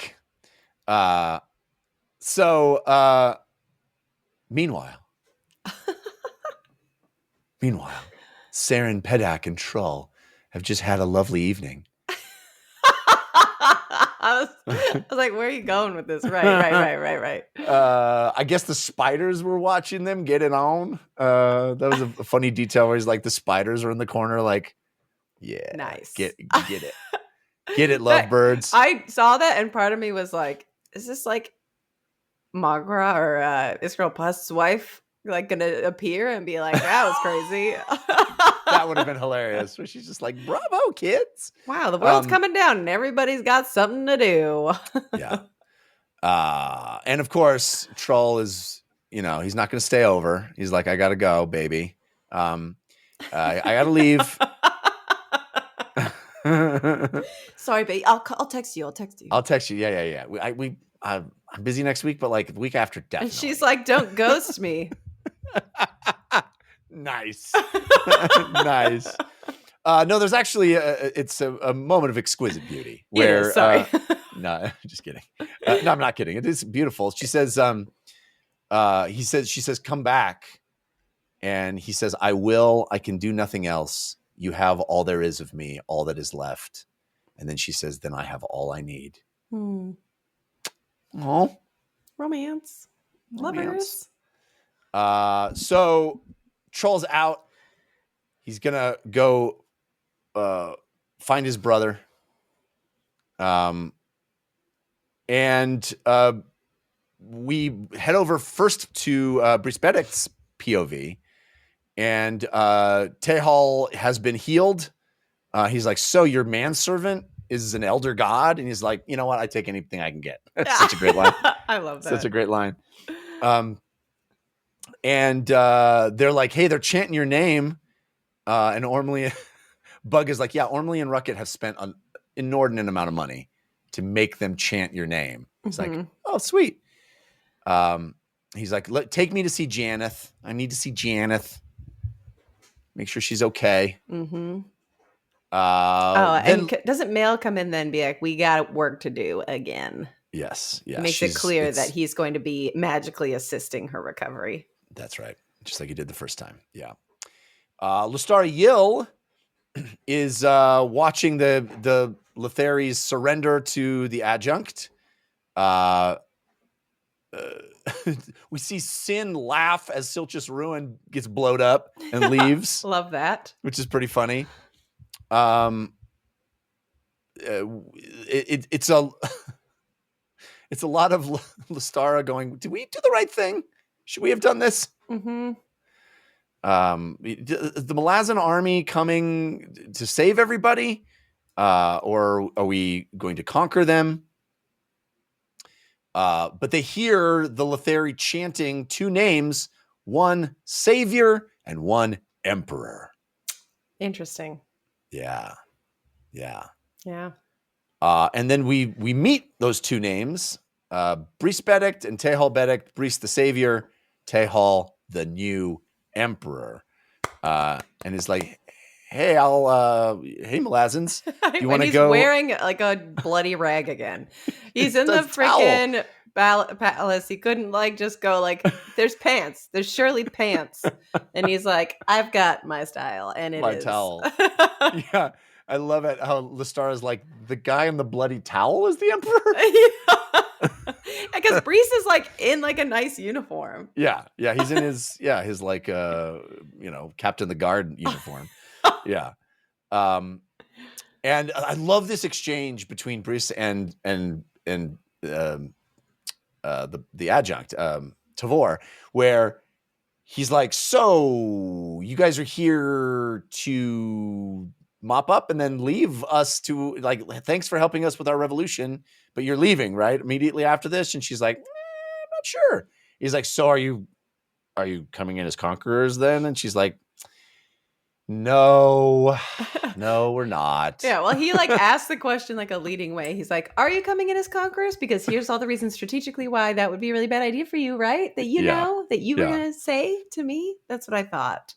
And they sort of it's almost like matching wits and matching strategies in a way that they're cancel each other out. And they're just like, yeah, I guess what we did, what we came to do. Yeah. So then we see a moment with Siren Kanar, who thinks that Tribunal is still in the arena, and he's gonna survive by sticking next to Tribunal. Mm-hmm. So he heads toward the arena. Well, he thinks that Roulade is going to be fine. And he goes, if I'm next to the Chancellor's obviously going to be fine. So he's got the same internal piece of garbage-itude as the other folks. Tribunal, we cut over to Tribunal, who's, I just love the idea of him standing there waiting for Roulade to stand back up again like he's done every other time, thousands of times. And he's just looking at his watch, just usually he's back alive by now. This is not good. And he's like, all right, we're getting out of here.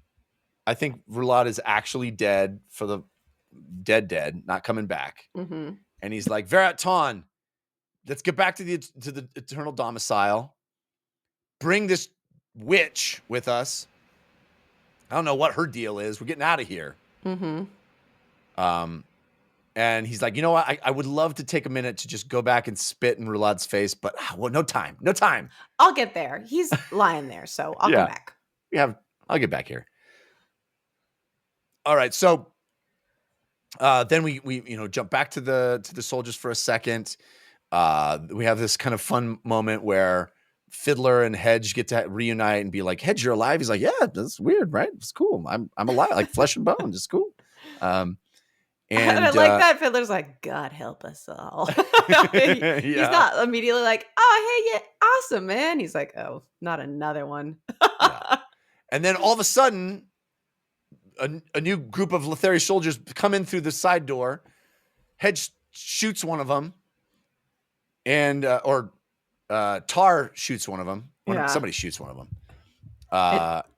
And we find out sort of obliquely from their perspective that it's actually, they say old man, but that was Trib and Knoll, right? They kill the chancellor as he walks through the door. And they're in the Eternal Domicile, but they're like, where's the throne room? It's all a maze, which we know like the Eternal Domicile is built in a wacky way. And Fiddler was also like, everybody really got the bloodlust, and I know I should rein it in. I don't know what to do. And then people immediately emerge, and they're all like, start killing them instantly. And he's like, oh, just wait 1 second. But they like kill the people who did deserve the killings in that group. Yeah. And then Samara's like, they're not even in the throne room. I can help you. Please. Yeah. I'm not with them. Yeah. So cool. I love how it's like a woman calls out in Malazan. I was like, well, the only woman there that knows Malazan. Yeah. That's good. I forgot about that. She said something in Malazan. It was great. Yeah, it's so good. She's like, we're stop shooting at us. Yeah. So great. Okay, then back to Trull, who finds Rulad in the middle of the arena. He's like, I got to find my parents. I'm sure they're around here somewhere, which is like, heartbreaking. Mm-hmm. But has this moment of, I wish I could have forgiven you. I wish you could have forgiven me. Just this beautiful moment. Neither of us had the chance to apologize, and I think we both really wanted that. Yeah. And then, of course, a knife is plunged into his heart from the side. I did not think Trull was going to die. I really didn't. I really didn't. I should have, right? They like, come back to me. Just come back to me. I'll be, just like we had one night of love. Just come back to me. Feels like a sort of classical setup for you're never coming back to me. But I still did not see this coming. I still was like, I still was really shook when the knife entered his heart. I was so disappointed. Yeah. And it's like Rulad and Trull, and like this weird Romeo and Juliet kind of an unrequited forgiveness. Yeah. Star-crossed forgiveness that they just could not. They couldn't. They weren't allowed. Yeah. They were not. They weren't allowed. Yeah. I was really bummed. One moment, one night. That's it. That's all they get. It is the lark, not the nightingale. That's that scene, Yeah. It was Sirin Kanar who murdered Trull just because he saw Tistidur there. It's not even a big deal. Like, not even a big deal. He's just like, he's like, just one more. I killed those. That's what I do. And he's like, I held my breath. And it's that moment where I'm like, there's no way that Trull doesn't notice this guy. Well, his dead brother's in the center of the arena. It's like, but I'm like, there's no way that he doesn't know. He's like this warrior, like somebody walking on sand. There's just noise. There just is.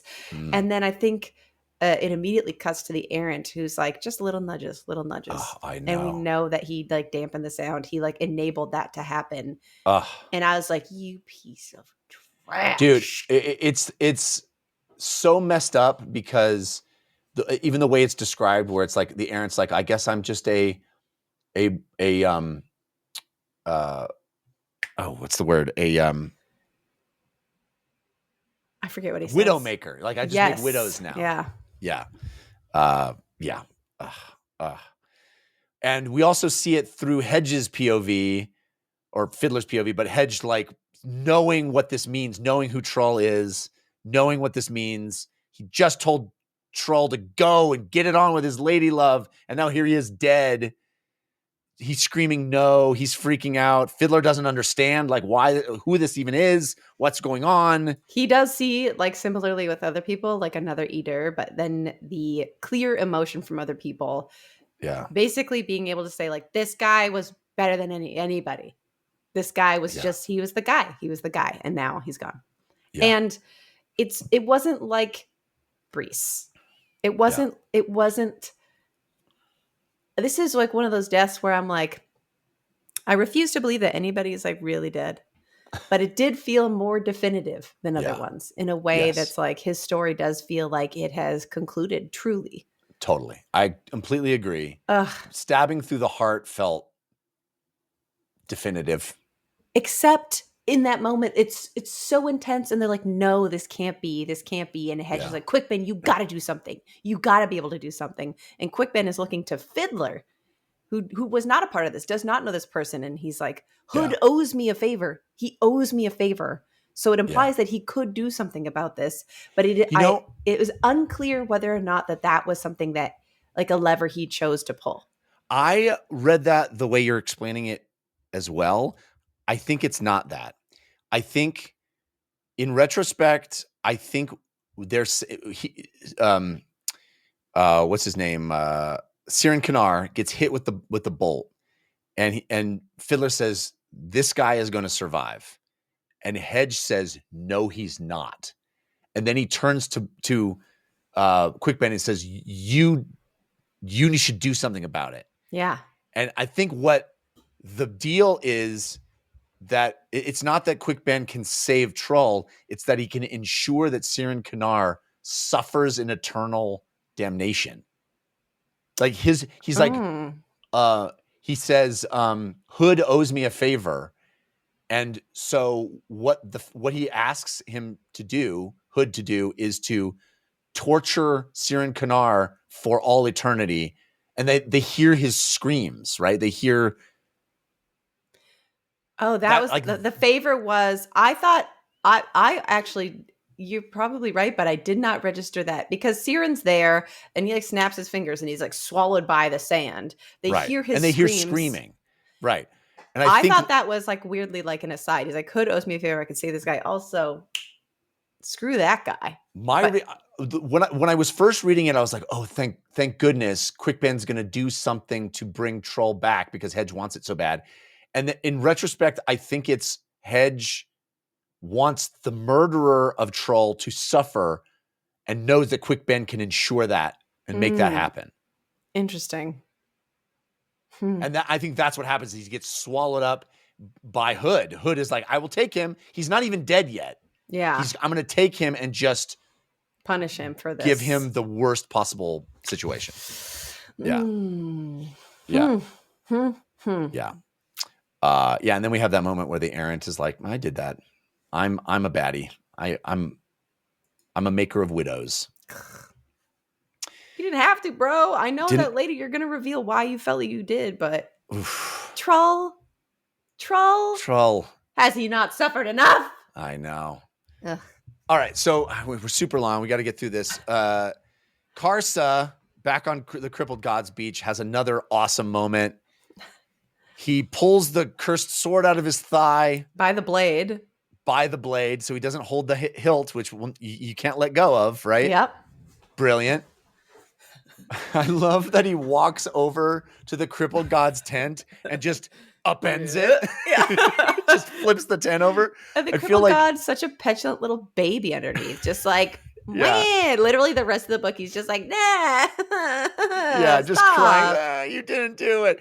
But he gives him this offer. He's like, this sword was always meant for you. This sword was always, you're the only one that can wield it. You are the champion that I wanted. Meanwhile, like Roulad's in the corner, like, what about me? You what? I've died so many times. Yeah. And Roulade looks at the sword and Karsa's like, don't do it. And Roulade makes a motion for the sword, and then Karsa lops off his head. The full decapitation. I was like, damn. Yeah. Yeah. And I love how the head like rolls like a snowman head onto the sword itself. Mm-hmm. Pretty poetic. But then, the Crippled God's like, you're the guy, you're the sword, you're my sword guy. You've always been my sword guy. Come on, sword guy, pick up the sword. He's I was just and like, the fact is, and there's that moment you're like, oh, he's like a god. Maybe that's true. And he's like, not like that piece of junk on your back. And yeah, it's like, oh no, you're definitely just making this up. And yeah, that's not. You must know that's not a piece of junk sword to him or to anybody. yeah. I was like, that moment of like, is he gonna sway? He's never gonna sway him. There's no chance that he sways this guy. So good. There was half a second where I was like, "Oh no, is this Karsa becomes the ultimate?" Because he's like, "I will make you immortal if you pick up the." I had half a second where I was like, "Is this where this is going? Is that Karsa now is the ultimate avatar of chaos?" But I liked it so much better that he turns away and he's like, "Screw you! No one tells me what to do." Yeah. Walks away. Withal walking up, he's like, "Hey, are you the asshole that made the sword?" Withal shows up from the, and this is like I think the tie-in with what those Buckarall were doing on the boat. Mm. I don't know if they like made a portal for him or what, but they had to like, I mean, he knows his way there because he lived there for so long, I assume. But the Yeah. Buckarall show up with all, so I assume that they had some connection for helping him get here, whatever their situation is with these little demon guys. But with all shows up, Karsa coming up being like, "You this jerk who made the sword?" And he's like, "Yeah, that's me," and slaps him instantly. He's like, Don't do that again. Don't do it. He's like, "Can you unmake the sword?" And he's like, "I mean, I tell people no, but the answer is yes." And the cripple god's like, "What? You promised." He's like, "So unmake the sword, doofus." And he's like, "Nah, okay." He's like, "You can unmake it on the same anvil, right?" And he's like, "Yeah." He's like, "So do it. Don't make another one." And then he gets to the anvil, and I think it's fascinating that he gets there. He looks at the hammer, he looks at the sword, and he goes, "This is impossible." And then he does it raises the anyway. hammer. Well, he raises the hammer, and then it like cut to black, cuts away. I mean, that's the end of the book. That's the end. That's the last thing that happens. We have the epilogue, which is interesting, but I will say, if this was the end of the series, I would be satisfied. Yeah. This was such a monumental climax, and it feels like we got resolution on so many things. Like, honestly, there are some dangling threads, of course. There's three more novels. But it just felt like such a satisfying ending to me on so many levels. We get Roulad's situation. We get the cursed sword, ostensibly destroyed. Karsa being the one to do it. Yes, Akarium's thing is a big question mark still. There are still big question marks, but I felt like, man, if this was the last moment of this series, I wouldn't even complain. Oh, you cut out for a second, and I thought my internet went down. It freaked me out. Sorry, no, I was saying if this was the last moment of the series, I don't think I would complain. Yeah. It felt so satisfying, such a culmination of all of the time and energy and people, and we got Trolls, arc completion, and so many Smart Dev and all these characters that it just felt like everybody reached this crescendo that I felt like, man, I can't believe there's 3 more novels coming. I know. Because it feels like we're starting over from really a new place now. It feels like there's lots of potential. I see a lot. It does feel not like fully new. There are enough threads, like you mentioned, that it's like, yeah. But what the conclusion of those are, it's like I don't even have an inkling as to what the conclusions are. Obviously, the Malazans have to go back to Malaz at some point, and like this God War. What the frick is the Aaron doing? The God War. Clearly, that's the big deal that we've been hearing about the God War, and of course that seems like that's where we're headed. But this felt, I mean, this is one of the best endings of a novel I've ever read. It just felt so Good. satisfying between chapter 23 or 22 and 23, with the beak stuff and all that stuff. And then topping that with this, I'll be honest, this hasn't been my favorite of the Malazan novels up to this point, but I feel like the ending has put it into that category. Yeah. And something, just because you mentioned like the God War and stuff that we didn't mention at the time with Karim cutting his arm. Yeah. He was like, if Cruel can do it, why can't I? Oh, yeah. Yes. Oh, that's a good point. And we know that Cruel's blood is the Warrens. What does it mean? What does it mean? What does it mean? Yeah. Good point. Yeah. Anyway, the epilogue, I thought the epilogue was really going to set up the next where we're headed, but it really doesn't. It's more conclusion. Denouement. Yeah. It really is more wrapping up loose ends from these novels. Yeah. So we get Nimander interacting with Clip, and Clip basically saying it's time to find for the Animander. big leagues. Yeah. Which I guess is a tease for the next novels, but he's basically like, it's time for Animander has been sitting on the sidelines for too long. What's his deal? Let's get this guy. And isn't he all like also like, and you're all his pathetic children? Yeah. He like insults them, and he's like, "But you got to come with me. All of you suck, but you're the best we got." Then we have a lovely little father-son moment with Rude and Udnas. Rudenas. Yeah. And I thought that was pretty lovely. We kind of get to this place of, he's like, where are you going next? He's like, well, I thought I'd stay until you kick me out. And Rude's like, you're staying, Dad. Thanks, Daddy. Yeah. I love you. Then we have Onrak and Kalava living their best life, just painting and being in love and painting some more. And having their kid. Yeah. Olshan Prawl. But Onrak's like, I gotta go visit Troll's body. I sense that he's dead. I gotta go pay homage. Udnas sensed that he was dead and told him. Right. Yeah. And Kalava's like, I'm coming with. And he's like, to hug our son? He's like, no, I'm coming with for the whole adventure, buddy. Yeah. Can't get rid of me that easy. And then we have this moment where we find out that Tehal has been, become emperor. He and Janeth are married. Oh. Yeah. And she's the new chancellor. They're like debating all her titles of like what she like a scholar, she's chancellor, she's wife, she's all these different She could things. be the first concubine if she wants. Yeah. He's like, maybe Rucket, and she's like, nah, stop. Yeah, you want to watch yourself there, bucko. So funny. And Tehal's like, maybe Ublala Pung could be a Fanat. Yeah. Bug's like, I'm out of here. Yeah. I also love Onrak and Kalava's little. He's like, you come with me on my journey? She's like, yeah, I wouldn't chatter the whole time. Like, I know that you're there for healing. And he's like, you wouldn't chatter the whole time? And she's like, no. And he's like, this seems like how a wife should. She's like, what are you? He's like, nothing. Come along, baby. I love you. I love you. Everybody's got their little, nice little partnerships. Dynamic. Yeah. And then the very last epilogue scene is Saren Bedak, who is, making lifting these massive stone, trying to bury the things in front of her house as she was supposed to do a long time ago. I thought she was trying to find them. I thought they did bury it in front of the house. I thought she was trying to unbury them for some reason. I might have read it wrong. I might have read it wrong. One or the other. She's trying to futz with the sword. Yeah.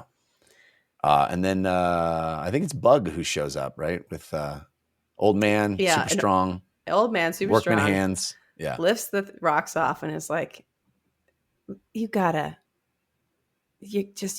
keep his memory alive, and don't be too sad because you got work to do and you don't want to. You're not done. And you're not alone. And Wink. She's got a baby. Regonante. Yeah. He and then she thinks back to like his last words to her is like, I've given you all that I am, all that there's left of me is with you. And it is I gave it to you through my penis.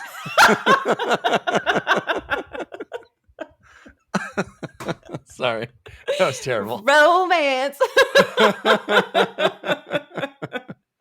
I gave you all I was. All I am. Now you have it. Terrible. Hey. what a delight to do this. What an amazing time. We finished the 7th novel. On to number 8.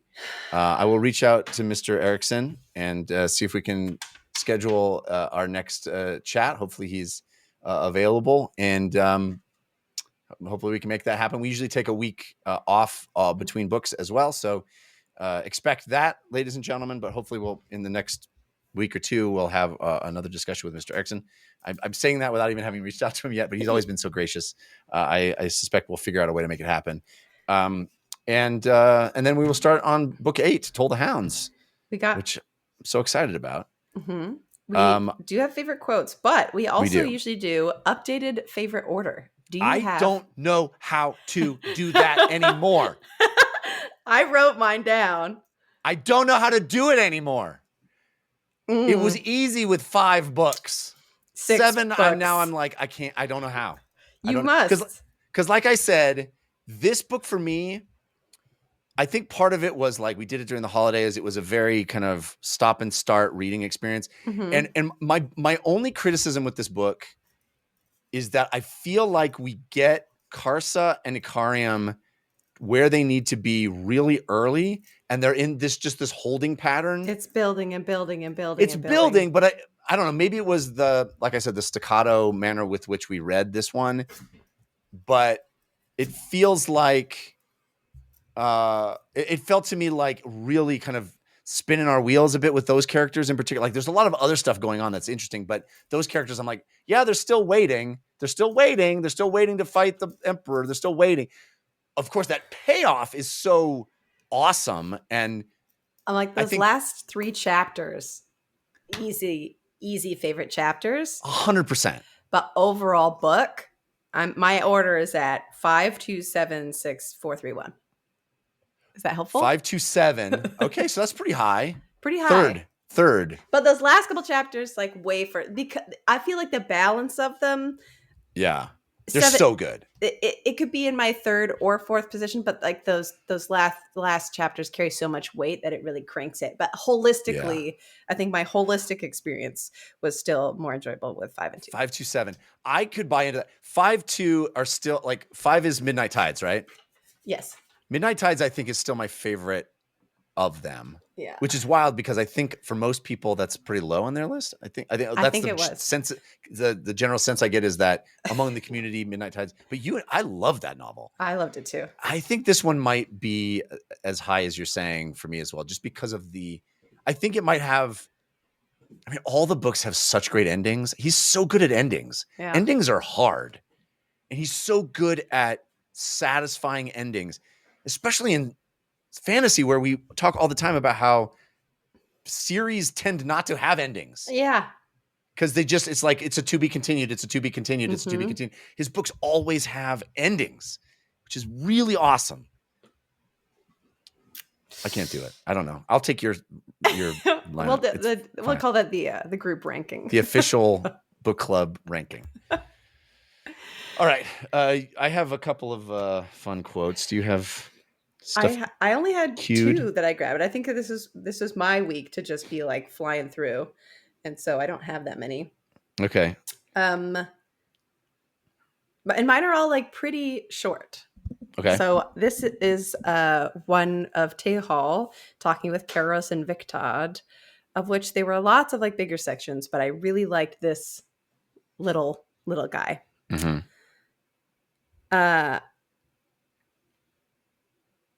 People with no sense or appreciation of humor in Vigilator always take money too seriously. It's possession anyway, which is why they spend all their time stacking coins, counting this and that, gazing lovingly over their hoards and so on. They're compensating for the abject penury. I don't know how to say that word. Penury. Yeah. Penury everywhere else in their lives. Nice rings, by the way. Dude, that was one of mine as well. You should have read it. No. It's great. It's great. It's part of that thing we were praising earlier in the show of their back and forth. But yeah, him like people with no sense of humor always take money too seriously. Man, have I experienced that in my life. Mm-hmm. People with no sense of humor take money too seriously. Boy, I agree with that. Yep. Boy, I agree with that. 1 And million then percent. that thing that I love that you read at the end. Nice rings, by the way. Sick burns. Sick burn, and also somebody who doesn't get humor and doesn't get that he's like jabbing at Yeah. him necessarily. It's Yeah. like, it's just the excellence of Tehal. Tehal Yep. versus everybody. Totally agree. Emperor Tehal. This is just a single line that I loved. I didn't keep the thing that leads into this, but somebody's saying about humanity, the seething horde in its cruel avalanche through history. What a powerful way to describe humanity. A seething horde in its cruel avalanche through history. Just a tumbling out of control, chaotic, destructive force. I know I'm sort of like bringing up, before I started recording, you told me about this book you're reading about humans just sort of being animals. That feels very tied in with that concept of just 100%. We're just animals destroying everything in our path because that's our nature. Yep. My other quote that I really like is where this is. It's with Roulade and the Chancellor, but I forget exactly who's talking. An economy in ruins, all order crumbling and armies invading, and his only answer was to force hapless foreigners into the sands of the arena and butcher them. Pathos or grand comedy? It will not do, Emperor. All that blood and guts covering you will not do. When you are but the hands holding the sword rules, and the sword knows nothing but what it was made for. It can achieve no resolutions, can manage no subtle diplomacy, can solve none of the problems afflicting people in their tens of thousands, hundreds of thousands. Leave a sword to rule an empire, and the empire falls. Amidst war, amidst anarchy, amidst a torrent of blood and a sea of misery. That was my last one as well. We picked the same ones this week. So good. So good. And I couldn't reading it. It's the Chancellor talking, obviously, to Roulade, but it is so, it seems like such a thoughtful, like introspective look at like this horrible way that Roulade has ruled. But the Chancellor's worse. He's like ruling like in another horrible way, that he's oppressing people, drowning people, like financially sinking people. It's interesting that such a soft introspection about violence could come from somebody who is ostensibly part of a group that has been incredibly violent in their own ways to everybody around them. It is. Yeah. I loved it. I loved how the Chancellor, like his last act, he's been pumping up the Emperor and telling him everything's going to be fine. And they're just, we're just stamping down this uprising. Don't worry, Roulade. His last act is like, I just want to spit on him. You know? Yes. He also hated him. He also hated what he was doing, living this hypocrisy. Book good. Series good. Series excellent. I love doing this show. I love reading these along with you. Thank you, Lana. It's always so momentous. It feels when we finish one of these novels. I can't believe we're on book 8, which will be starting soon. And I'm grateful for everybody that hangs out with us and does this alongside us. Thanks for all your comments, suggestions. We will be back soon. Not exactly sure when that will be, but book 8, Toll the Hounds, will be starting very soon. In the meantime, what a great opportunity to dance amongst yourselves. When the world's too dark of a place to be, and you need an escape from reality, open up those pages. It's sci-fi or fantasy, whatever genre you please. And join a book club, 'cause you won't read it on your own. Join a book club, so you'll be held accountable. It's just a means to an end, but you're doing it with your friends, so join the book club.